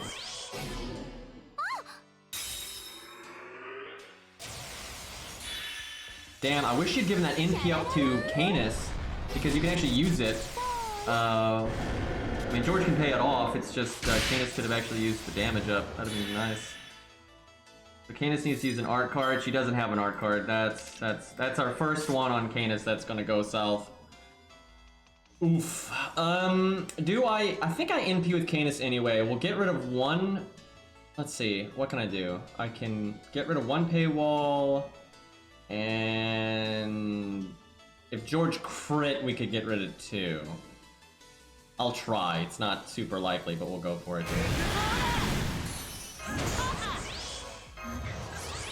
Okay. I think we saved the attack up. So we want shot at a George crit first, I guess. So 40%. And then boom, boom. Yes, there you go. That's so lucky. How about that? They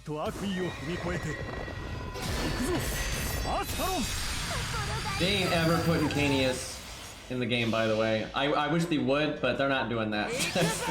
Imagine, like, that's like just adding male Masashi over the female one, right? Like, that's not going to happen. But yeah, that'd have been cool if they added both versions, but yeah, no chance. There should be a chance, but I don't know, Lasagna's been doing a lot of cool shit actually, so maybe Lasagna comes through and does something like that. Yeah, imagine them adding the male Paul Bunyan and Kanios instead of Canis and like fixing Jekyll and Hyde. How about that one? That'd be nice. The only reason we have Arthur, though, is because, one, King Arthur is unbelievably famous, and because Prototype had already existed, right? If there was a book or an anime or something that had Canius, however the fuck you say the male one, if that was ever used in something, then we probably would get it, but I don't see them pulling it out of their ass for FGO specifically, right? That just seems very unlikely. Now, I could double taunt to deal with the buff removal. So, the order is Shiba goes first, then the buff removal guy, but he removes after damage, so then someone's getting shot by this. And that has sure hit on it, I think. So I can double taunt, it's just, I feel like that's really wasteful to use both taunts here. I think one could be good enough. That sucks though that the debt that Canis got is Buster down. That's unfortunate. So Canis still needs to get rid of that art. She still hasn't paid that off, so we gotta do that. Alright, hold up. What's the play here? I would really like to only taunt with one. And the buff removal will not get rid of Qin Gong's invulnerability, but it will get rid of his taunt. So then someone random, if I don't double taunt, someone at random is going to get shot by this guy. And Canis has her other guts on cooldown. Alright, here's what we do. We do this, and then we just hope that other guy doesn't, like, screw us. And then we use, who's taunt? I think Qin Gong's. Okay. This seems alright. Mash has an NP thing, she can't do that, so no way of getting rid of the paywall there. Canis might as well do some like normal card damage here.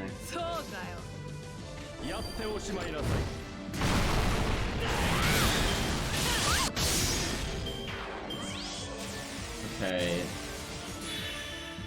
So Canis just needs to use any card. Yeah, it's like Vortigern. It's the same thing. It's the same thing. I mean, it's a little different, but like Vortigern Oberim is so popular. Now, he's obviously already a dude, but he's so popular that anytime they do anything with that character, they're always going to focus on that version and not regular Vortigern. They're more likely to add Vorgernetta, right? Like a genderbent Vortigern than they would be at this point to add regular Vortigern, right? So, same thing with Canis. They're going to add alternate... Now, Canis isn't super popular, I'll say that, so it's a little different, but Canis, they're more likely to add alternate versions of Canis than adding Canios, right? It just is what it is, right? So, yeah, it sucks, but... Okay, so we need to use a Buster card on Canis, and we need to do any card, so that's good. Mash needs to do an art card, we can do that, that's lucky. Alright, we do this. Save our taunt, do the heal. So boom, boom, boom. We get rid of every paywall here, and then we just break, and then we'll NP after the break, I think. Okay, Chin needs to do a quick card. Although at this point, I don't care. Chin can get debuffs, and I don't care. And it's not. We don't need to get rid of the paywall because it's gone. Same for Mash. It's only on Canis that I care. I think we do this because critting right now would be good. I so wish we didn't have that Buster down. Okay, Shiba's got a lot of crit right now, but we still have guts, so I don't need to taunt yet. Come on, we need a break. Let's go. We don't know what's gonna happen with Lost Belt 6.5 or Lost Belt 7. Because they're hyping up 7, I kind of think they're gonna do 6.5 after 7. Because that's what they've done that before, right? They did 4.5 way after 4, right? They're not always chronological, right? Especially when they're an event. If it's main story, they normally do it chronologically, like 5.5 before 6. But if they're events, they're normally not chronological. So I kind of have a feeling 6.5 might be a event, and if that's the case, they could do it literally whenever. Okay, we did not break. That really sucks. Canis got Stargin and Art. Thankfully, she can do both of those. Lucky, lucky. We'll do the crit down just cause. Alright, we can do pretty good damage next turn. Now, we made it this far with Canis only getting one debuff. And unfortunately, it was like the debuff that was the most applicable, but that would have been so cool if we made it to the final bar and we didn't even have one. That is a lot of health, though. Does she get paywalls in the final? She does. Okay. Well, you get a little invincibility to buy you some time there. Why you gotta do that? I wanted that buff, thank you. Well, okay, Mash probably gonna fucking die now, but it's okay. So, Canis has crit, and she does not have her Star Bomb, so our RNG here is a little... Yikes. Come on, crit, crit, crit, crit, crit. If we don't crit here, it actually really sucks. Come on! Yes, there we go. So we're already through most of the paywalls. If I get a good roll of things. Look, because I've been ignoring Qin Gong, look at Qin Gong's buffs and debuffs right now. What the hell? Okay, we're NPing right now because we got the NP buff and we need to do the paywall anyway. Yeah, Qin Gong's insanity over there. I think he actually got stunned because of that. I think that's why he got stunned because he didn't pay at all. I think that was the debuff he got. Okay, there goes Mash. Alright, we need... See, this should be a different unit now. Like, that doesn't make a lot of sense here. Okay, so... Canis will pay off everything by just NPing. She'll maybe not the NP buff, but I think she'll get rid of that. But I want to NP after paying stuff off to get rid of the paywalls. Okay. Hold on, we got this. This...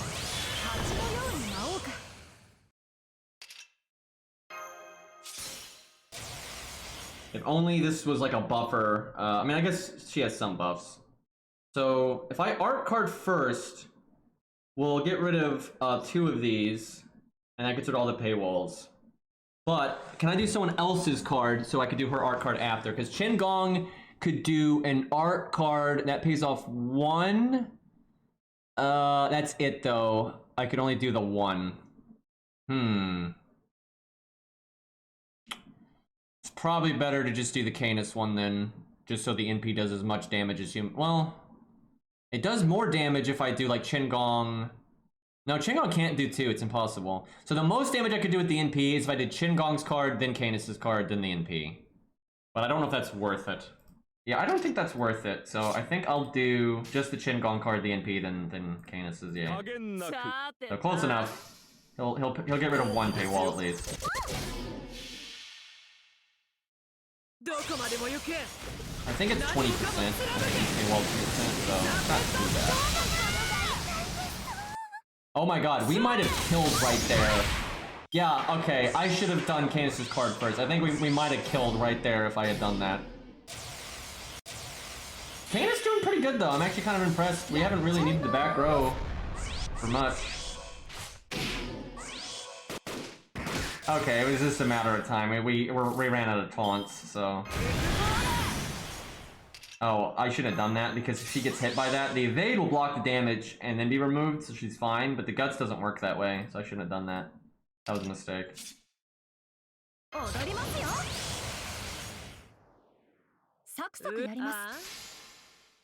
yeah, if I had not misplayed, I think the fight would be over. Okay, never mind, it's over anyway.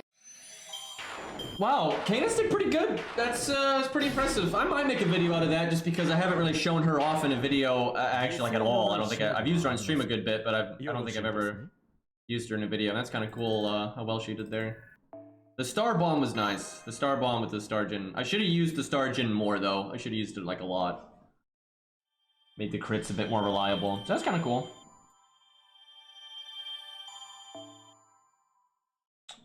Let's see, I want to do some solos. We haven't done... Oh, you're gonna do the Taika one. God, that one's a...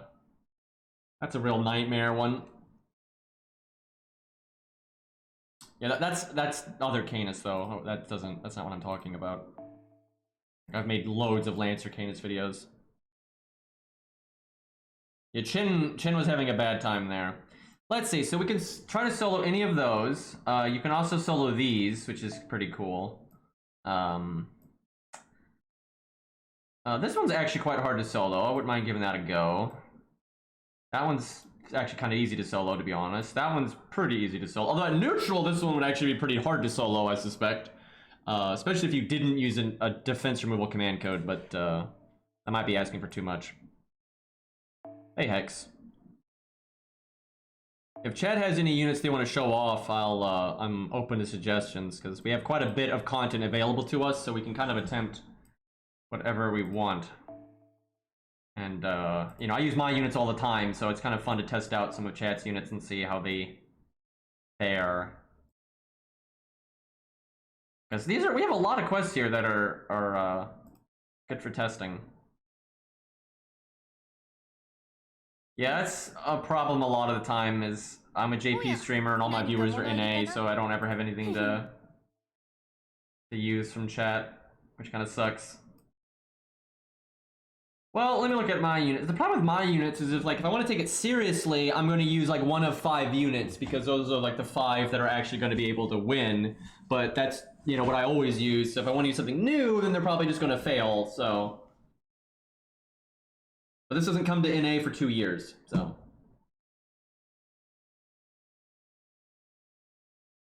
Oh, I killed the music, excuse me.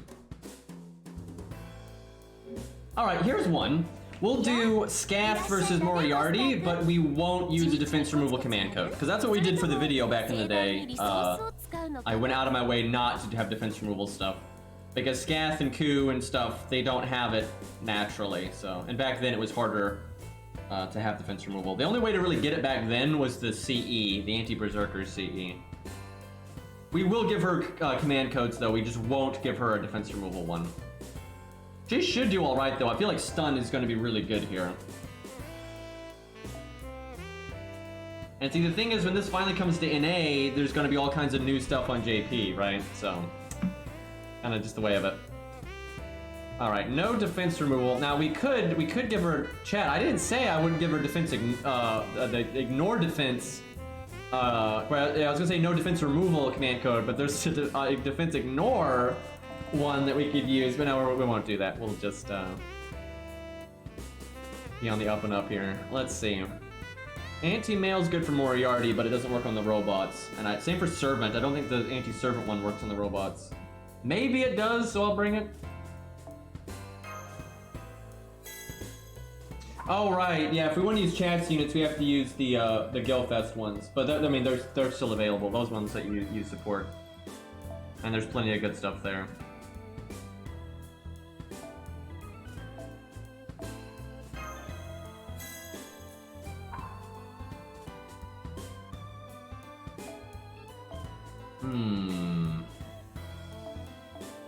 She might want to work in a little bit of healing. One thing that always hurts Scath is when you're fighting multiple enemies. Right now, I always say this, it's hard to explain, but any single target unit is obviously going to be less good for an AoE stage than an AoE unit, right? But they're all going to be a bit disadvantaged if you're a single target in AoE. However, Scath is extra disadvantaged. You really feel it, right?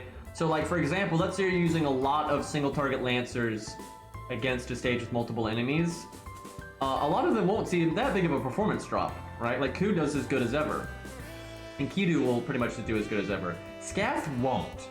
And that's because her toolkit really relies around the stun skipping the enemy's turn. But when there's multiple enemies, the stun doesn't skip the enemy's turn. And that, like, throws off the way her cooldowns come back and everything, and it really hurts her. So, she might struggle here more than she normally would. Just because of that.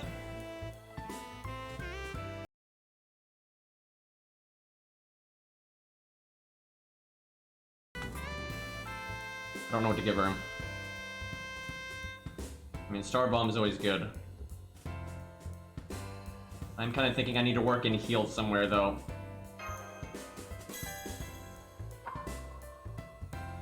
Yeah, we'll do heal on Buster. It's kind of awkward, but...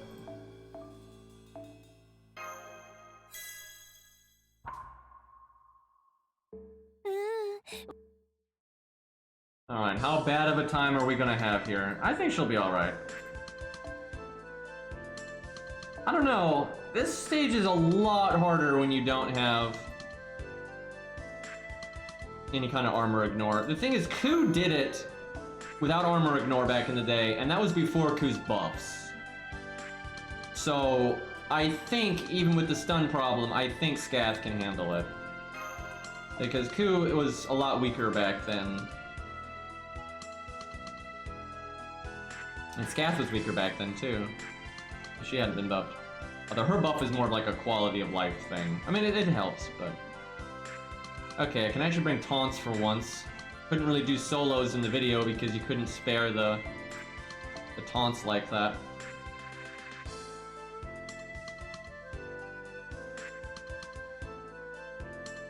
Where on earth is Leonidas? There he is. Alright, we want the attack one. Put that on Leo because his taunt only lasts one turn, so you really don't want him living.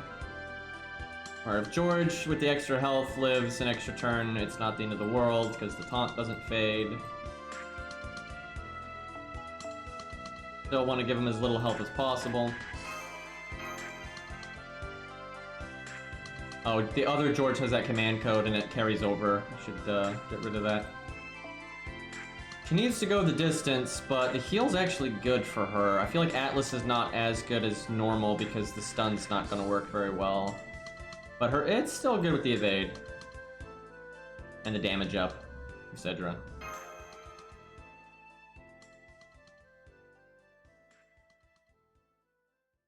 Oh, are you fighting Melania, or whatever her name is, in Elden Ring right now? It's such a dumb fight, dude.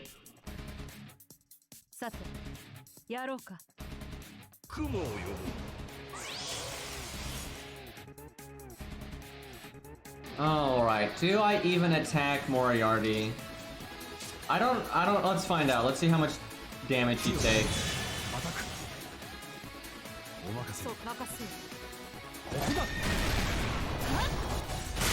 I suspect that's like a 50% defense up. So it's pretty rough.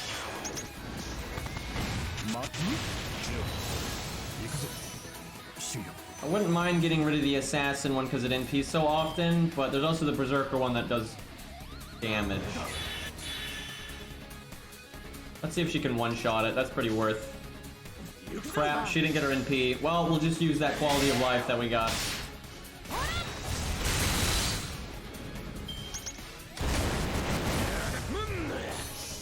Alright. Now, if I NP here, he won't NP, so I don't think I actually evade.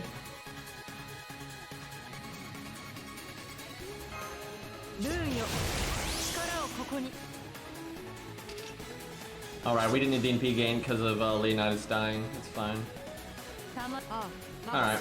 Moriarty, as bullet chat, the sentence I'm about to say is so bullshit, and you really gotta question DW's design.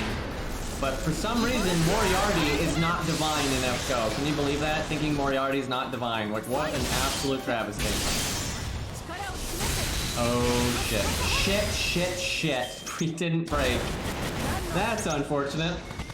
Oh my god.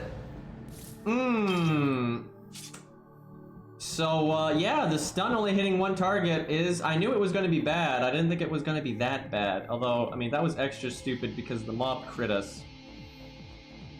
Wow. That's interesting. That, yeah, okay.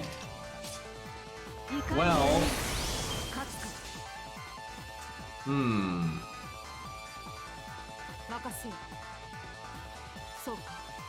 The 80% would be better for the crit chance. More NP gain. It's critting, more NP gain.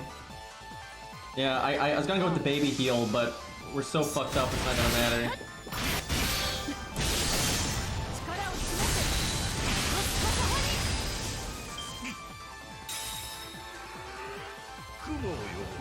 Maybe we don't kill that berserker. It's probably not worth it.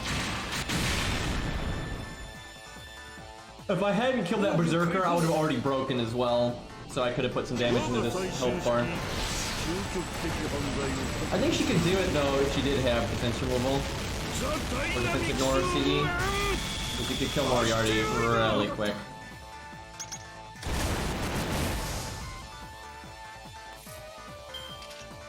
But yeah, we're kinda just dead here. Like, I have to invulnerability even though I'm stunning.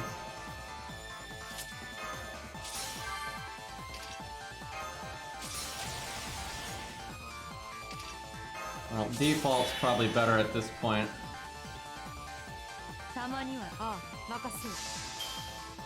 Big oof, big oof.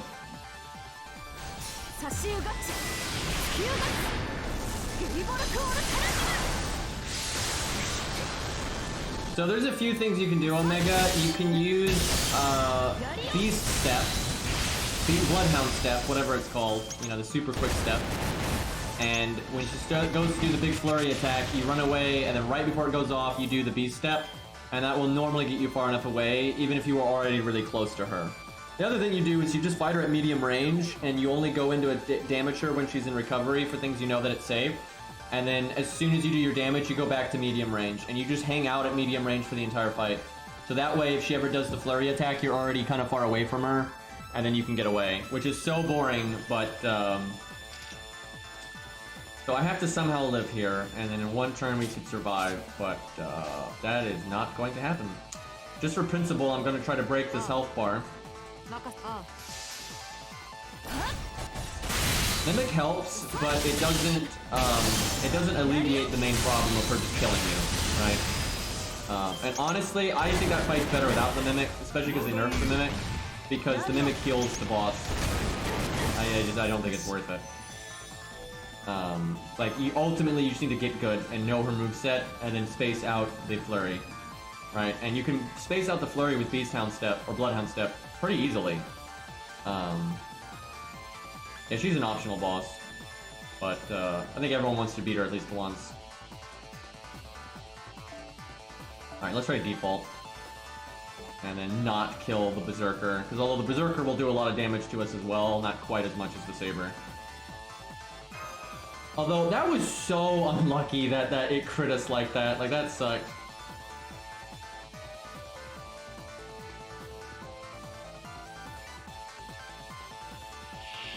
Actually, I like Quick Step more than Beast Step sometimes, because it depends on the weapon. And this is actually why, not to be, I know it's an FGO stream, but I gotta talk about this a little bit because it's interesting.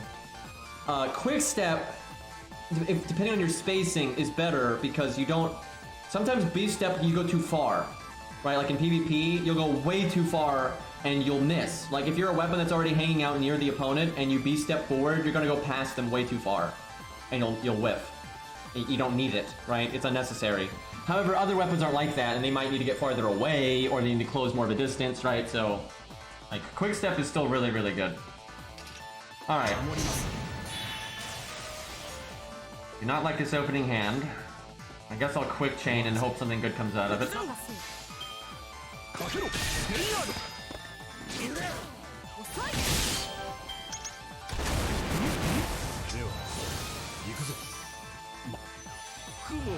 So I remember I cheesed Ancient Dragon by two-handing. Anytime you would do the stupid attack, I would two-hand that Garm Great Shield that had insane fire resistance on it. If you two-hand it, you could face tank the whole thing. So that's what I did. I would just two-hand it real quick, block the entire flame attack, and then go back to a completely normal boss fight. And yeah, dumb fight. Stupid shit. What are you gonna do? Do not like these opening hands, and they did not amount to us getting much in the way of crit. I think I need to focus on NP gain then.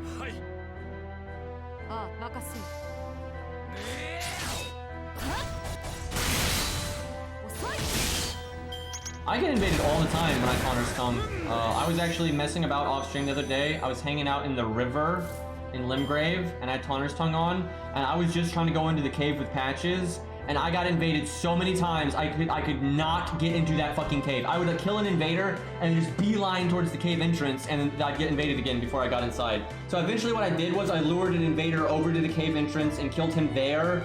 That way I was just like literally right next to the fog wall the second that guy died.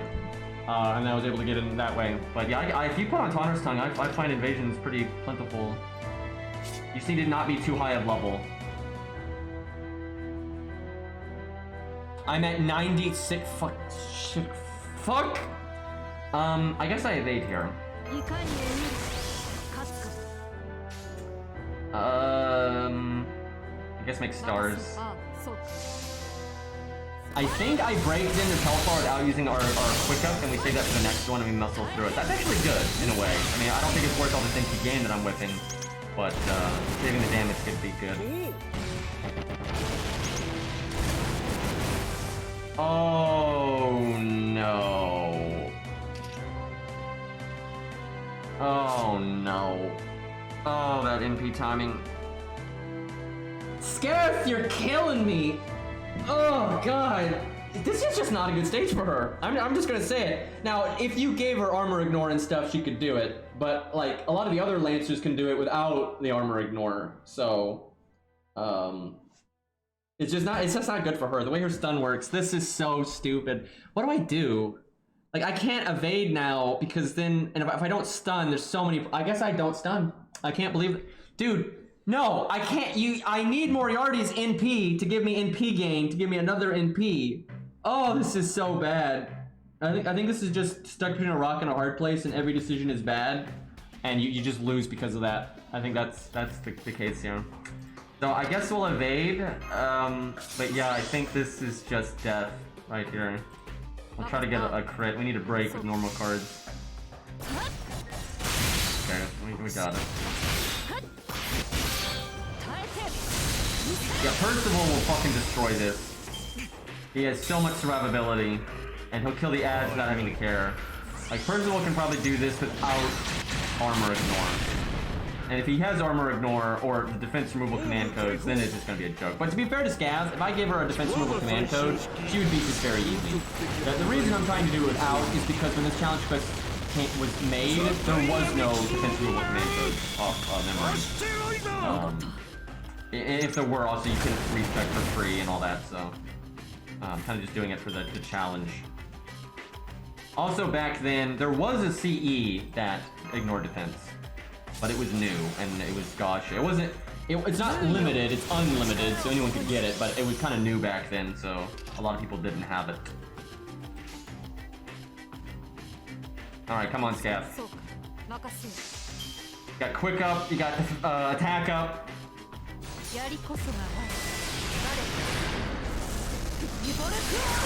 The armor ignore one is the Child of Atlas. I think I forgot. Is it Violet or what? No, it's not. I don't know what the fuck it is. There's some character from Extra. And yeah, it gives you anti-berserker damage and ignore defense. And back then, that was... There's more now, there's a few other CEs now, but back then that was the only one. So he now has double armor up. Also, I'm gonna die to the berserker if I don't kill it, so I have to kill it.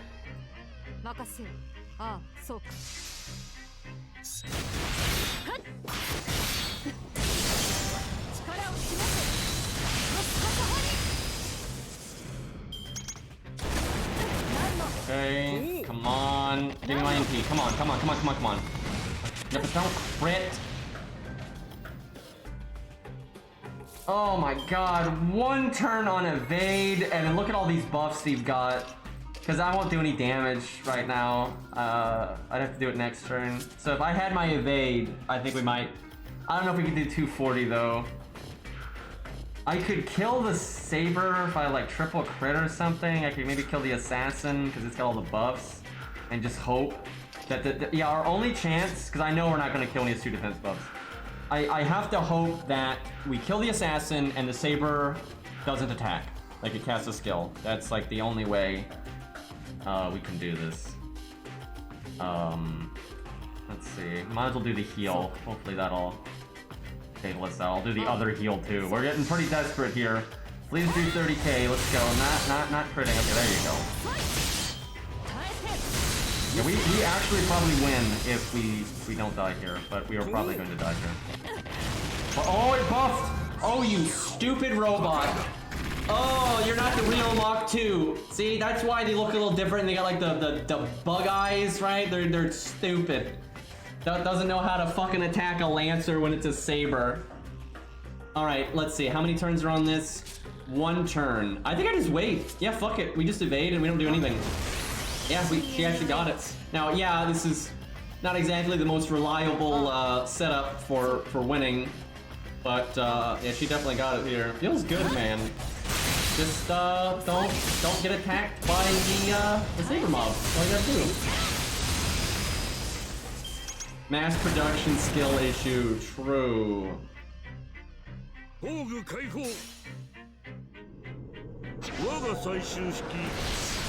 I'm so glad Mechaliz Mach 2 exists though, because she's so much cooler than Mach 1. And she's the only kind of budget alter ego, although big on the kinda.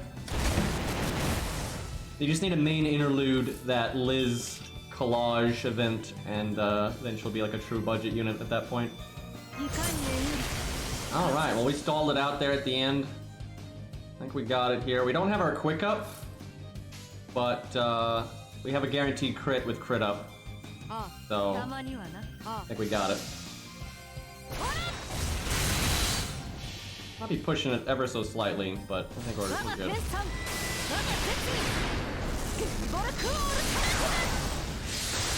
That's pretty impressive though, just because— oh shit.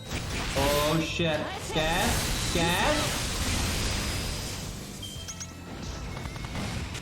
Why you gotta be like this, you old hag, you witch, you washed up— oh my god, are you kidding me with that? Oh my god, really? All that nonsense, and you're gonna fail by 8k. You know, she's not what she used to be, chat.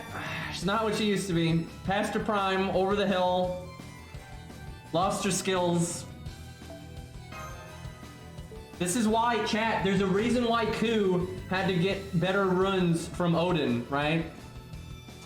Just, it is what it is. Okay, well, it is beatable. I'll say that. It's just, not reliable. Yeah. Alright, let's give Percival a go, but we're not gonna give Percival any of the— you know, we're not giving Scath any of the niche stuff, so we're not giving Percival any of that either, so that'll make it tough. Yeah, I'm not sure he'll work. With this command code right here, he'll win so easy. Like, game over, you win in like 5 turns, 4 turns, like, it's just— that's it. But without it, it's going to be significantly harder.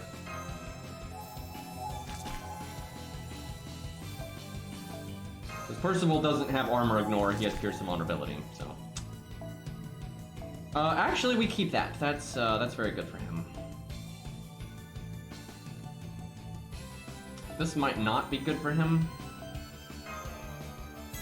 You know, honestly, say, is your Benkei on JP? Because I legit, now Benkei you give the command codes to, right? You give him the stuff.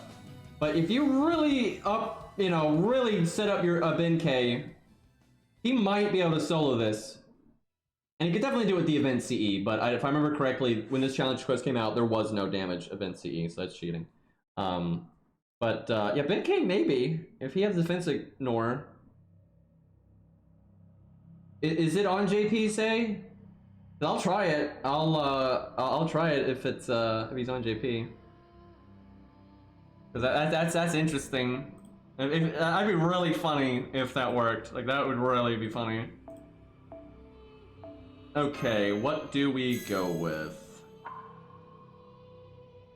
I don't know. Do that. Actually, I don't think he'd struggle with the damage CE. I think you're underestimating Benkei there, even though he's not like the best, but he's actually very good for this stage because he has buff removal and stun, and it's AoE stun.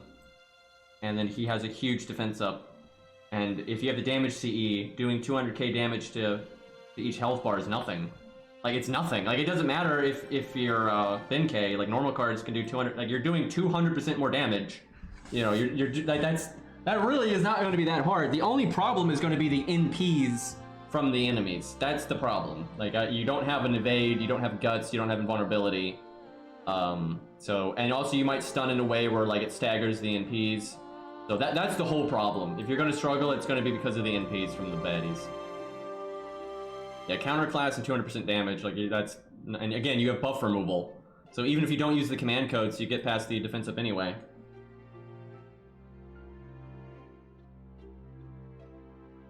I'll leave it up to you, Say. You can, your discretion on that stuff, and we'll just go from there.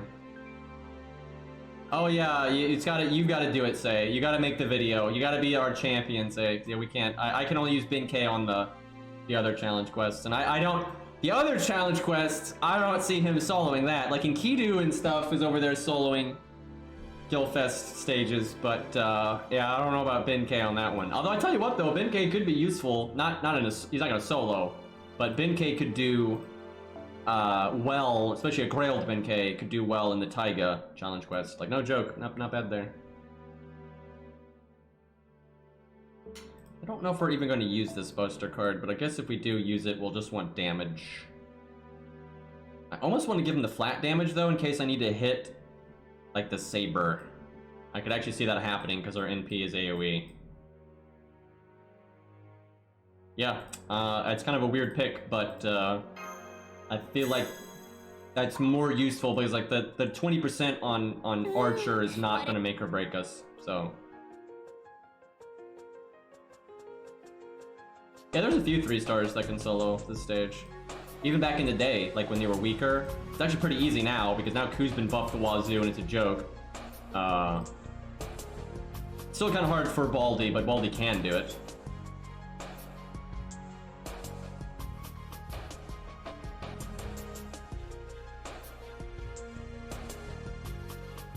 And if you gave him command codes, Hector could do it, for real. But you'd have to use the command codes and stuff. He couldn't do it like Ku can. Because Ku can do it, like, really vanilla. And the only reason I gave Ku the command codes in the video was because I wanted the video to use units I liked and to be fun and more budgety, but I wanted it to be practical, right? I wanted to use that so people know, oh hey, I can beat this challenge quest really easy by just using defense removal command codes. Because there's like a billion defense removal command codes these days. So everyone's got one. And you can buy one with mana prisms for crying out loud. Okay, Percival. Probably Atlas. He can be really good with default, but I think Atlas is what we want.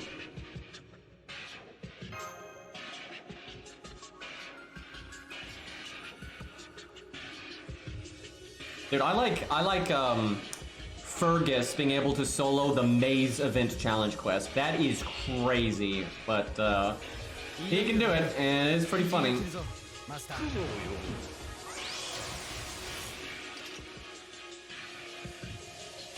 Good opening hand. I almost want to kill the Berserker though, so I can start working on the Saber, because I know that we're going to have to if we like it or not. Berserkers give you less NP on attack though. Yeah, we'll focus Moriarty for good or ill here. We're wasting our heal, but whatever.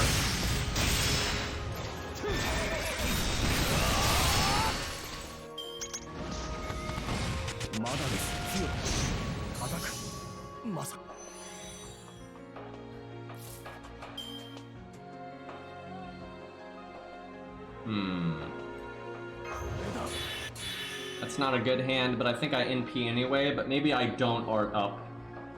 Yeah, I think that's right.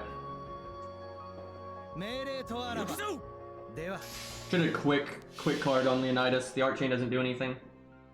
And extra stars isn't nice.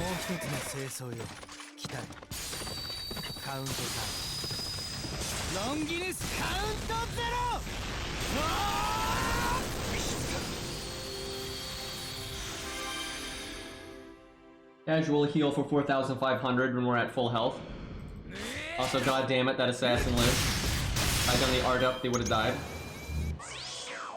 I want the assassins to die because they have a higher crit chance and such. Can almost loop, but not quite. This is gonna get weird. I think I face tank one turn, and I think I killed the assassin, so I take less damage. The thing is, I could probably break Moriarty's health bar, but I don't think it's worth it here. Focus on Stargin. This turn could be really bad.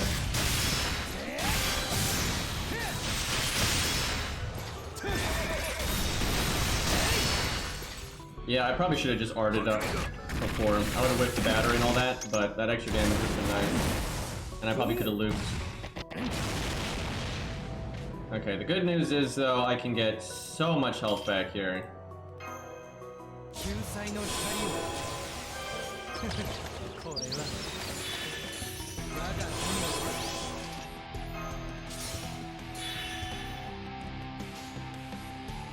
I could do the art card before the NP, and then we'll heal for even more, but I want to loop, so I'll do it after.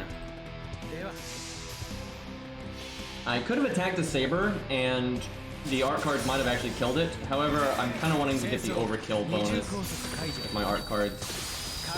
Although I might not need it. Hey, hi, IT, what's up? Yeah, I might not need the overkill bonus because we're hitting 3 targets. And we've got the Merlin command code. And then they're going to attack us. Okay, I fucked up. I should have done the art card first, because we're going to overcharge so much. So I should have done the art card first, so I healed for more. Yeah, I absolutely should have done that. Because I'd have 1,500 more health. And there'd be no drawback. Yeah, we're overcharging like crazy here. So the Saber needs to die here. It probably will die. I'm at 200%, so yeah, the Saber should die to just the NP. I don't think I need to do anything. Well, the good news is that the heal boost won't really matter then, because I'm just going to get it back here, so it shouldn't matter. And hey, this got me 200%, so that's not so bad either. A little bit more damage in case I low roll. Dude, I love Percival, man. He's great.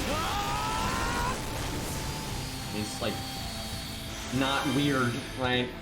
That's such a rare thing these days.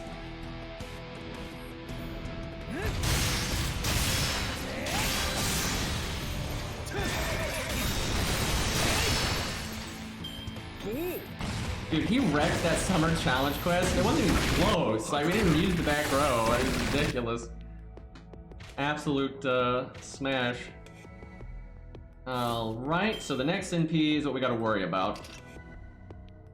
That assassin might live. Do I attack the assassin first and make sure it does? No, I think we got it.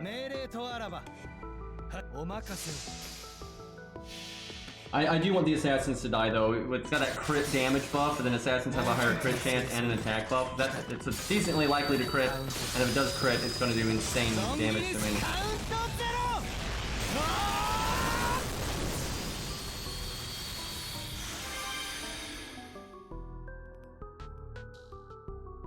Okay, it died. That's good. Yeah, AoE pretty strong here. Because Moriarty doesn't do a whole lot of damage to you because you're counterclassing him. Okay, if that had quick charged into NP, I'd have been pretty annoyed.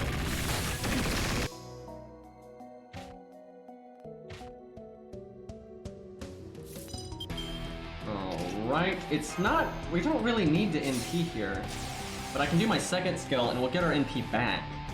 So, I might as well... yeah, nothing's lost, so...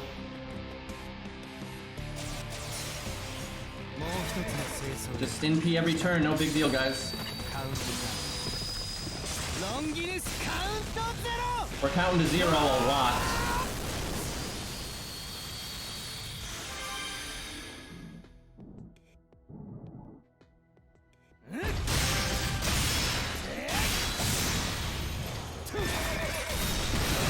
We'll get our art up, and that might be enough damage to kill the Saber. Because don't underestimate the Sabers. If it crits you, it can one-shot you. And Percival doesn't have a defense buff. Percival's survivability is all... it has nothing to do with preventing getting one-shot, right? Like, it's all heal and invulnerability. You know, that's his weakness. He's susceptible to just like a normal card killing him outright. Like where George has like the really large defense buff and stuff. So that is the one thing you gotta look out for in Percival getting 100 to 0'd. Now, yeah, especially right now, because that thing's got crit up, crit chance up, attack up, and we have defense down. So we're more likely to get one shot here than ever. I could do like our Buster attack first, just to make sure it dies. Probably unnecessary, but it's not the end of the world if I don't loop here. And yeah, I don't want that thing living. But I want to at least put one art card into Moriarty if I can. Yeah, I'm pretty sure if that Saber crit, we would have just gotten one shot. We would have just straight killed us. Attack up, defense down, crit damage up, and the natural crit multiplier.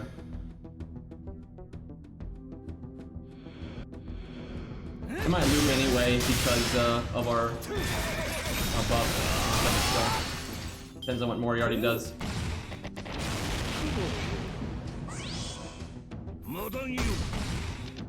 Damn, we just barely didn't. But that's okay. We win really soon. I guess we just invulnerability because I think we'll win before Moriarty. Well, he's got 2 turns. This is actually tricky. What I could do is kill the Berserker, and then I probably can't die. And I just wait for his defense buff to be gone. But I could still loop. That's the thing. Oh wait, no I can't, because I can't NP right now. This is really tricky. So what I probably should have done was NP'd and art-arted this Saber. That way, if the Saber lived, I still wouldn't NP. Because NPing right now would be the answer to this problem. Because I'm a little worried that if I invulnerability, what's going to happen is Moriarty will quick charge, and then right before I can kill him, he'll kill me. So I think I kill the Berserker. Ooh, this is a little yikes, though. Yeah, that was definitely a mistake right there. Because the assassin could still really fuck us up. Big crit.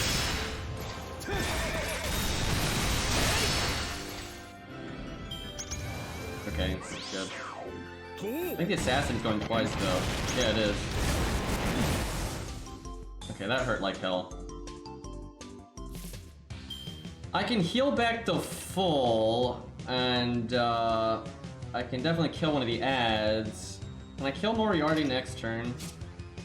Yeah, I think we go to kill Moriarty next turn. Because if he quick charges now, I need the invulnerability. And if he NPs next turn, I think I can win before he NPs. So I just go to loop. The looping is harder right now because I don't have this. But we are hitting 3 targets. This is a little scary. Last second, having some issues here. Yeah, he can quick charge. He literally just did it a minute ago.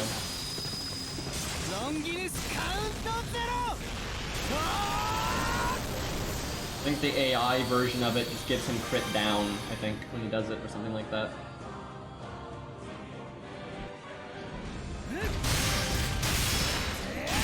Okay, I'm glad we crit. Because, yeah, without our game skill, hit harder. Uh-oh. Oh, so good. Oh, we win so hard now. I think we would won anyway, because he's probably going to attack twice, you know, and that'll give us the NP and the NP next turn. He doesn't have defense buff. So even if he did an NP right there, I think we would be fine, but that makes us so set. Because now our invulnerability is not wasted no matter what. Massive hit count on his NP. Yeah, we super win. But I think we would have won anyway, even if he didn't quick charge. But that's why I did it, because I knew he might quick charge, and I thought we would win even if he didn't.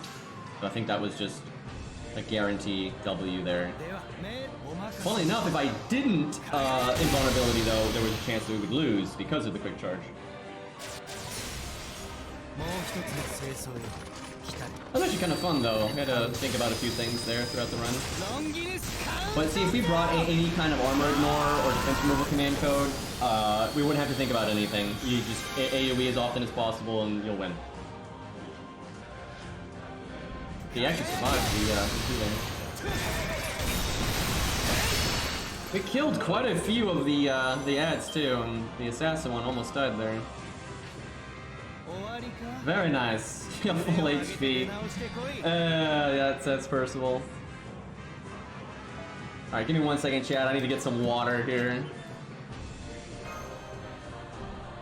Dude, Percival's he's fun, and I like him because he's not only a good solo unit, but he's a good team player. He's a good tank. He's a good damage dealer. Like he's good at everything.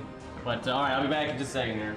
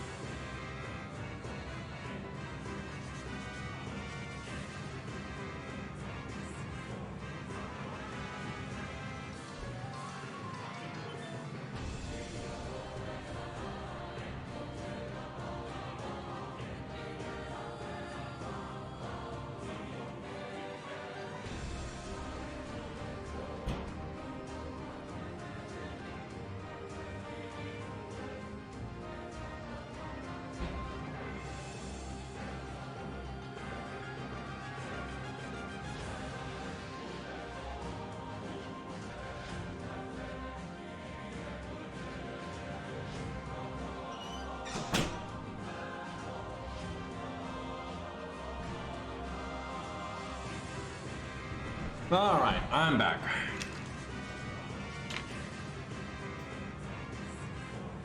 Another stage that's pretty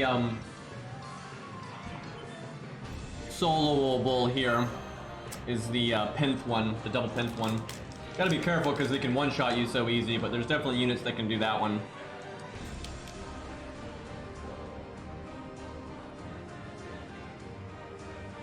Let's see.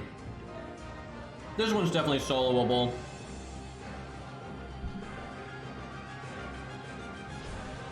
Actually, Lancer Coup might be able to solo this.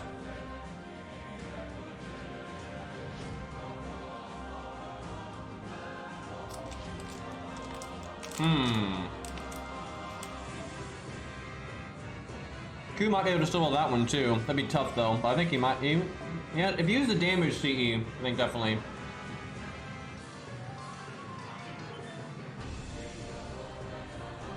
This would be hard to solo, but like Kama or something might be able to do it. The problem is the caster one, and when the rider comes in, she'll heal it. Berserker actually might be better than, or something like that. Maybe even Alter Ego. Wonder how Bazette would do.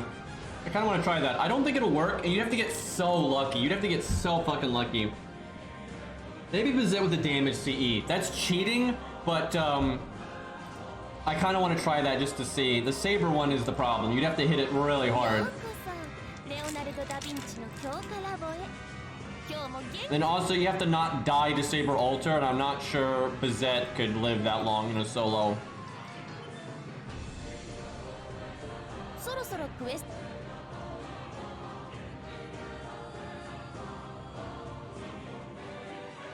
Oh god, we have no way of dealing with the gimmick.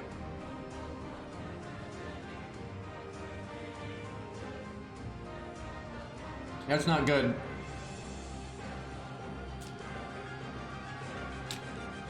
Caligula against Izo. Oh my god, I did Mori again against Izo. I couldn't help it. It was great.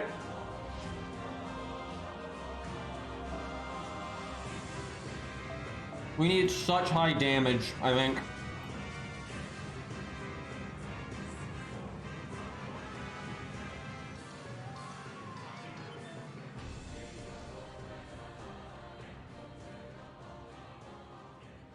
Get Da Vinci, I think.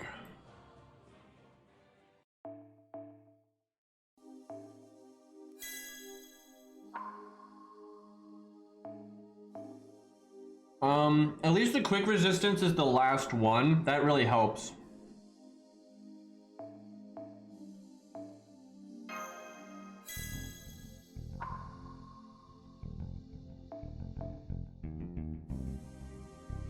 We're also completely at the mercy of RNG.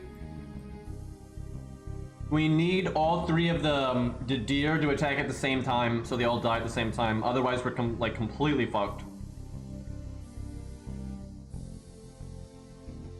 And then the Saber one needs to be a bit beat up, I think. I think I bring a crit removal man code, because if she crits us, we're dead.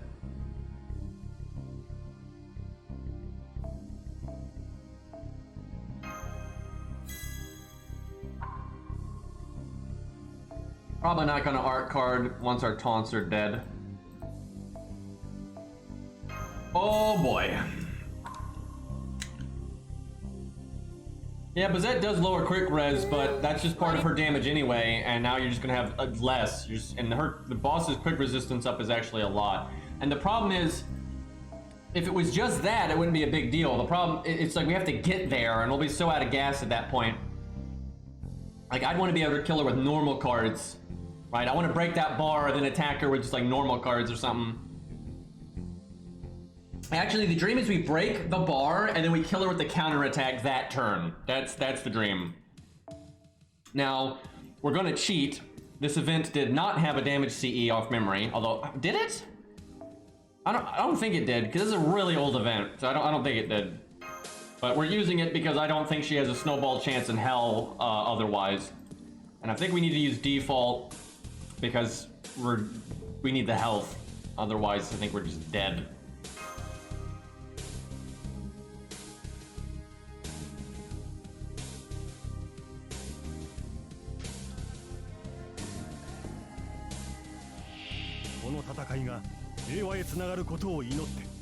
Alright, so the Saber is the one we need to attack.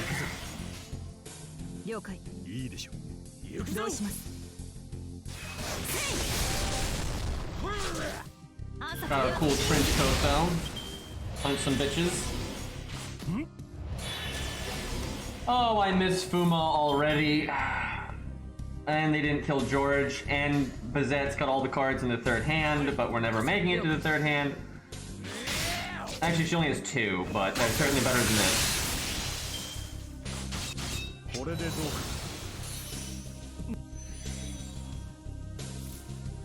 Alright, good deck shuffle right there. Or good enough. Pretty sure the Saber's gonna do his buff here.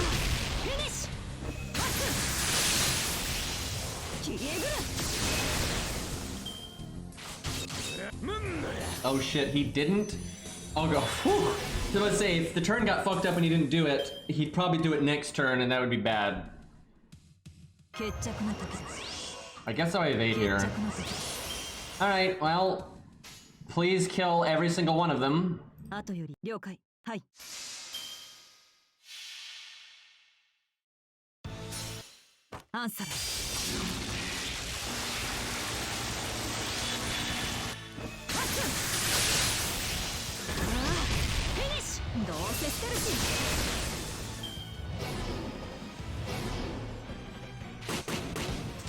Really?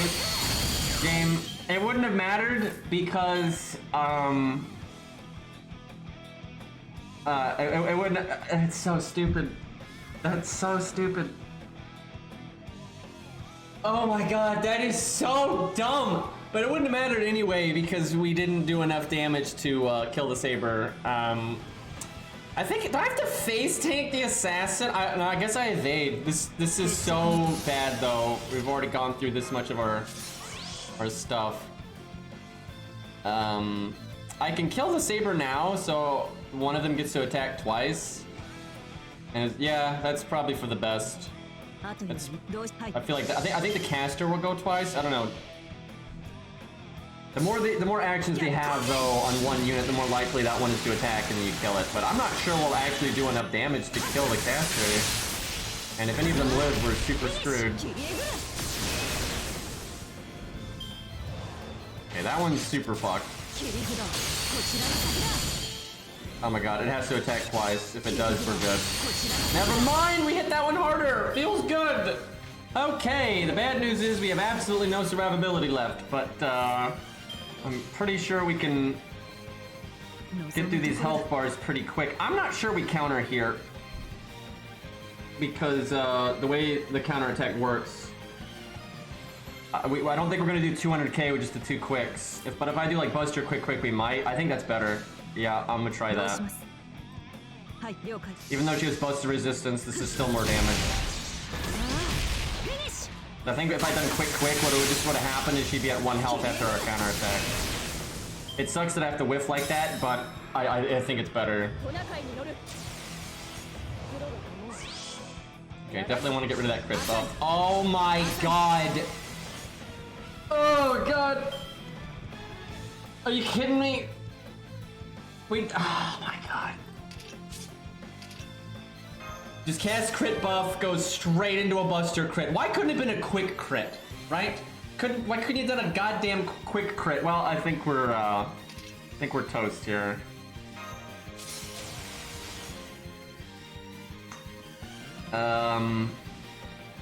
Yeah.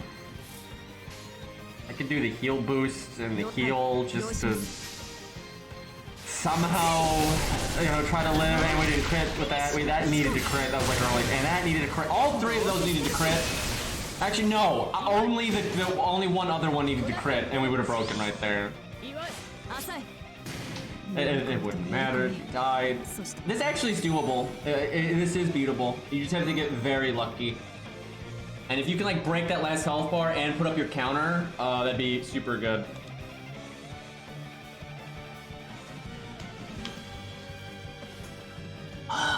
Okay, we'll give her one more go. But there's a bit too much RNG in this with like the way the mobs are and everything.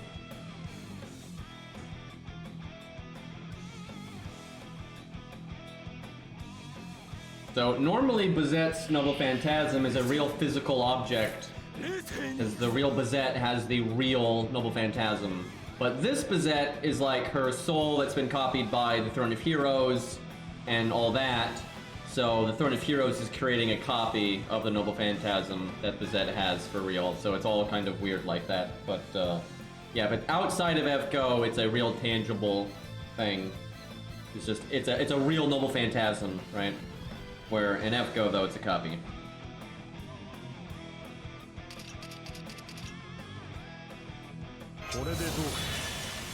Not the hand I was, hoping for here.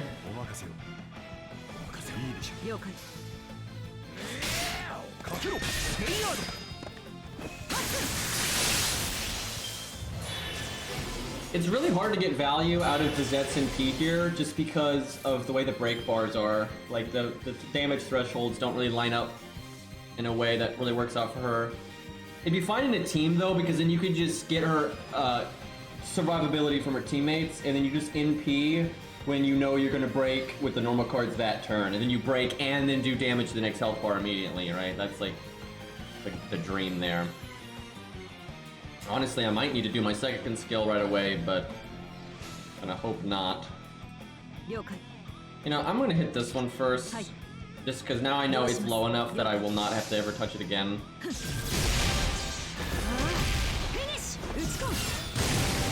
Oh shit. Don't kill it though, that would make a lot of problems. Like how to instantly lose.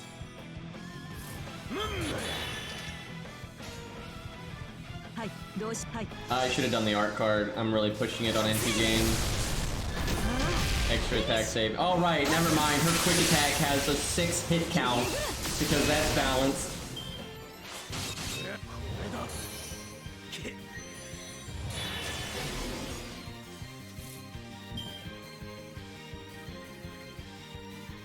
Oh shit, so you got pretty close with Benkei there.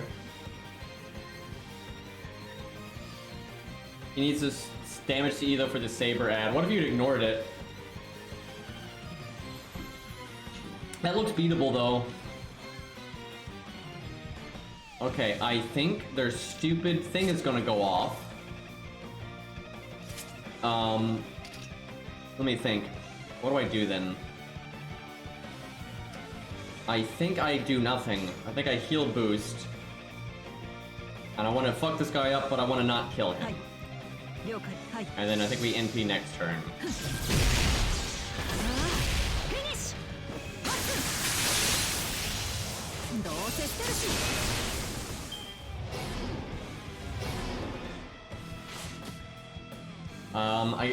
Okay, let me think. I almost want to do my first skill. Because we gotta do damage here. We have to kill them this turn before the reinforcements come up. These two have to attack though. What if I killed the middle one? Also, clearly we're supposed to do a Mori setup here, but that would be actually really tough. Yeah, if I kill the middle one, the other two must attack me. I don't know if I can do 87k though. Alright, just get lucky, forehead.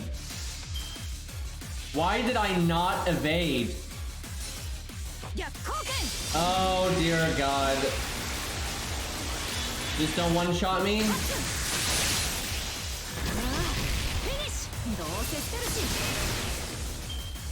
Don't one-shot me. Okay, he didn't one-shot me, but I think the other one goes next. I think I just fucked up. Yep. I fucked up, because now the other guy can't attack. And, okay, I gotta just pretend that didn't happen.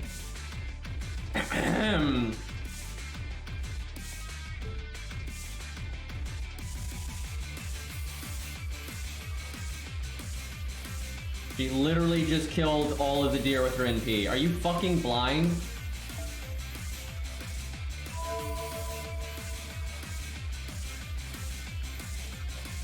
Somebody doesn't know how Bizet works, like, at all.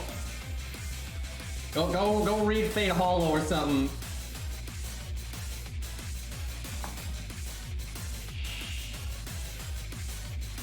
The question is, which evade do we use? I think we use the Mystic Code one, because I don't think we're gonna live long enough for that one to come off cooldown. And the secondary effect doesn't help us here.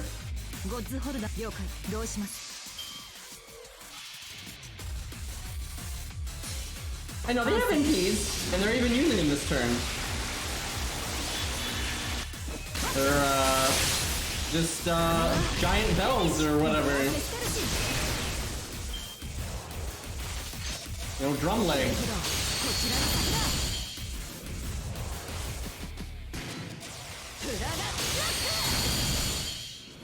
Yes! Oh, RNG is favorable. If that guy had buffed, we'd have been screwed. If they debuff, you still counter, but I don't think those guys debuff.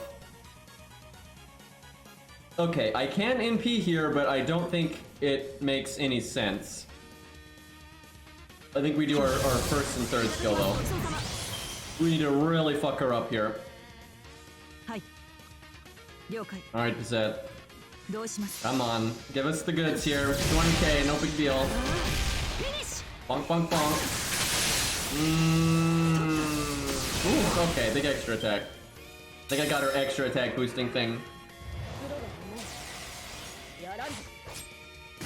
Okay.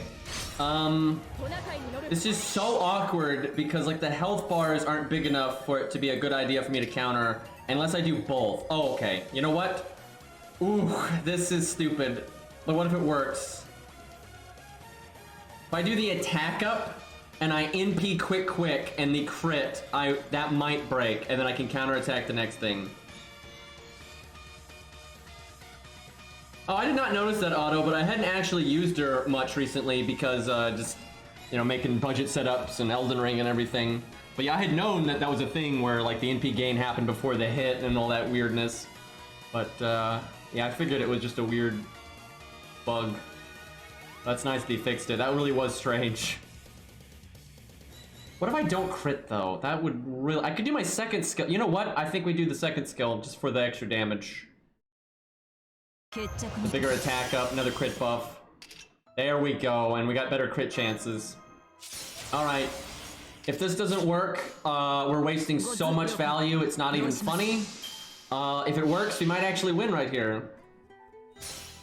The boss is gonna gain the quick resistance though, so that's gonna suck. But we have a lot of buffs. Yes! Oh, beautiful, and because of Bizet's passive, she keeps the attack up from the Mystic Coat here. She still has it until the next turn starts. That's like a little thing they gave her. Oh, beautiful. Still doing plenty of damage. There we go, not so bad. I don't know, that's more consistent than I thought it would be. I might make that a video. The only real RNG is getting the crit stars in that second to last turn there. Or kind of last turn, actually. And then that stupid deer attacking. That's the only two RNG bits. And the deer attacking is the biggest part. As long as that deer attacks, I think you got this in the bag. Yeah, that might be a video. We'll see. I've been wanting to make a Bizet video, so it's kind of silly. Also, would not work without the damage CE because the saber would just end you. Like the saber would just completely end you without the damage CE. You would never sync up killing that thing with the other ones, and if you did, it'd be like so many turns in that you'd be out of gas. So really, the reason we lost the time before though was because I forgot about their delayed debuff on themselves, and because of that, we wasted an evade, and so we didn't have an evade for Saber Alter, and you know we just got melted. But once we did that correctly, that was a lot better. It looked much better than I thought it would be. Yeah, honestly, if it was, you could do it without the damage CE, because we had excess value there, like Guts didn't even go off.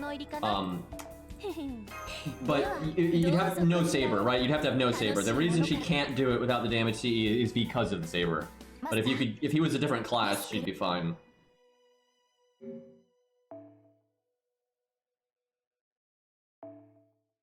You never know, chat.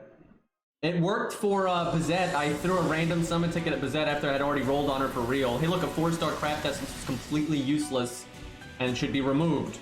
But anyway, yeah, I threw a random summon ticket, you know, after I already had NP2 Bizet and I got NP3 off a summon ticket. So if that could happen for Tesla, I don't know, on like the last day, if I haven't gotten them from tickets, I don't know, maybe I'll roll. I like Tesla a lot. I like Edison too, to be honest. It's not a good time. If I was gonna roll in Tesla, I should have done it on a white day, because your odds of getting coup are so much higher. I don't know. Tricky.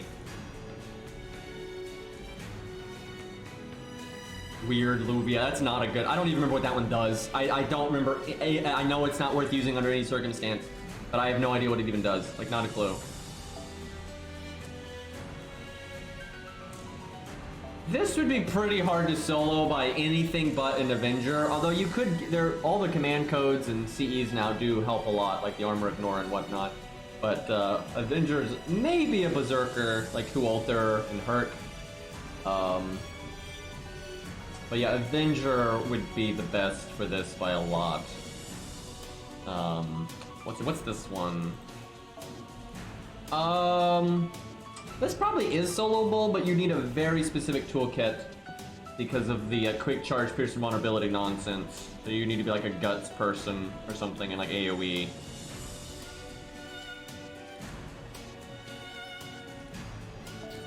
That one's obviously soloable. This one is soloable. And this one is definitely soloable, but it's just very gimmicky. Europa? Let's see, what does Europa have utility-wise? I know what our normal toolkit is. Europa does have the tankiness, though, for that stage. Debuff resistance. I'm assuming she needs the event CE, and you just guts the pierce and vulnerability, and then you nuke again, I would presume. Oh yeah, and the charm. That's obviously RNG as fuck, but yeah, I can see that being good. Europa's funny. Origin Bullet? That's interesting.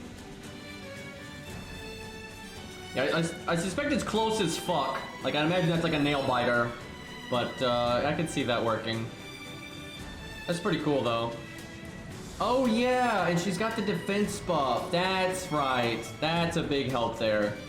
That's a really big help there. I forgot about that. When she NPs, you get the huge defense buff because pierce and vulnerability doesn't work on defense buffs, so that you can face tank the NP. Okay, yeah, that makes more sense now. Yeah, I couldn't see how you would live long enough, but yeah, that'll do it. You actually could probably do it with even a defense CE instead of Origin Bullet. Like, you could probably stall long enough at that point.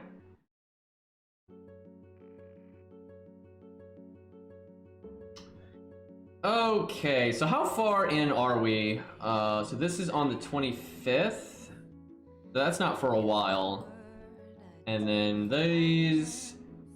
So I think Achilles is after this one. Because that's the horrible one. But, okay, I think we'll wrap up here because it's getting late and I do want to sneak in some Elden Ring. So I think we'll call it for today. But there's plenty to mess around with here. Although tomorrow I might make some videos. I kind of want to make some random videos from some units and just, you know, have some fun while the event is still here. But I love this event, man. I really wish it was permanent. I would be, oh my god, if this event was permanent, it'd be so great. But who knows, maybe they'll main interlude it, you never know. Anyways, for those that are just here for FGO, thank you for hanging out. We're gonna go do some Elden Ring nonsense, do some PvP, I think. But we'll be back to FGO soon. Although tomorrow I might make videos, we'll just have to see. But give me a second here, I gotta change the stream title and all that.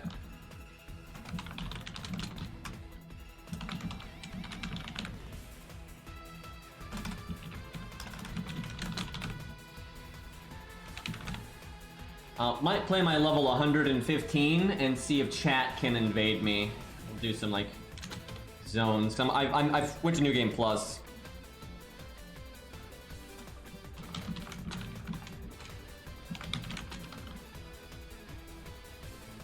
Alright, there we go. Let me reset the stream here in just a second so the VODs are separated. And I will be back in like 5 seconds.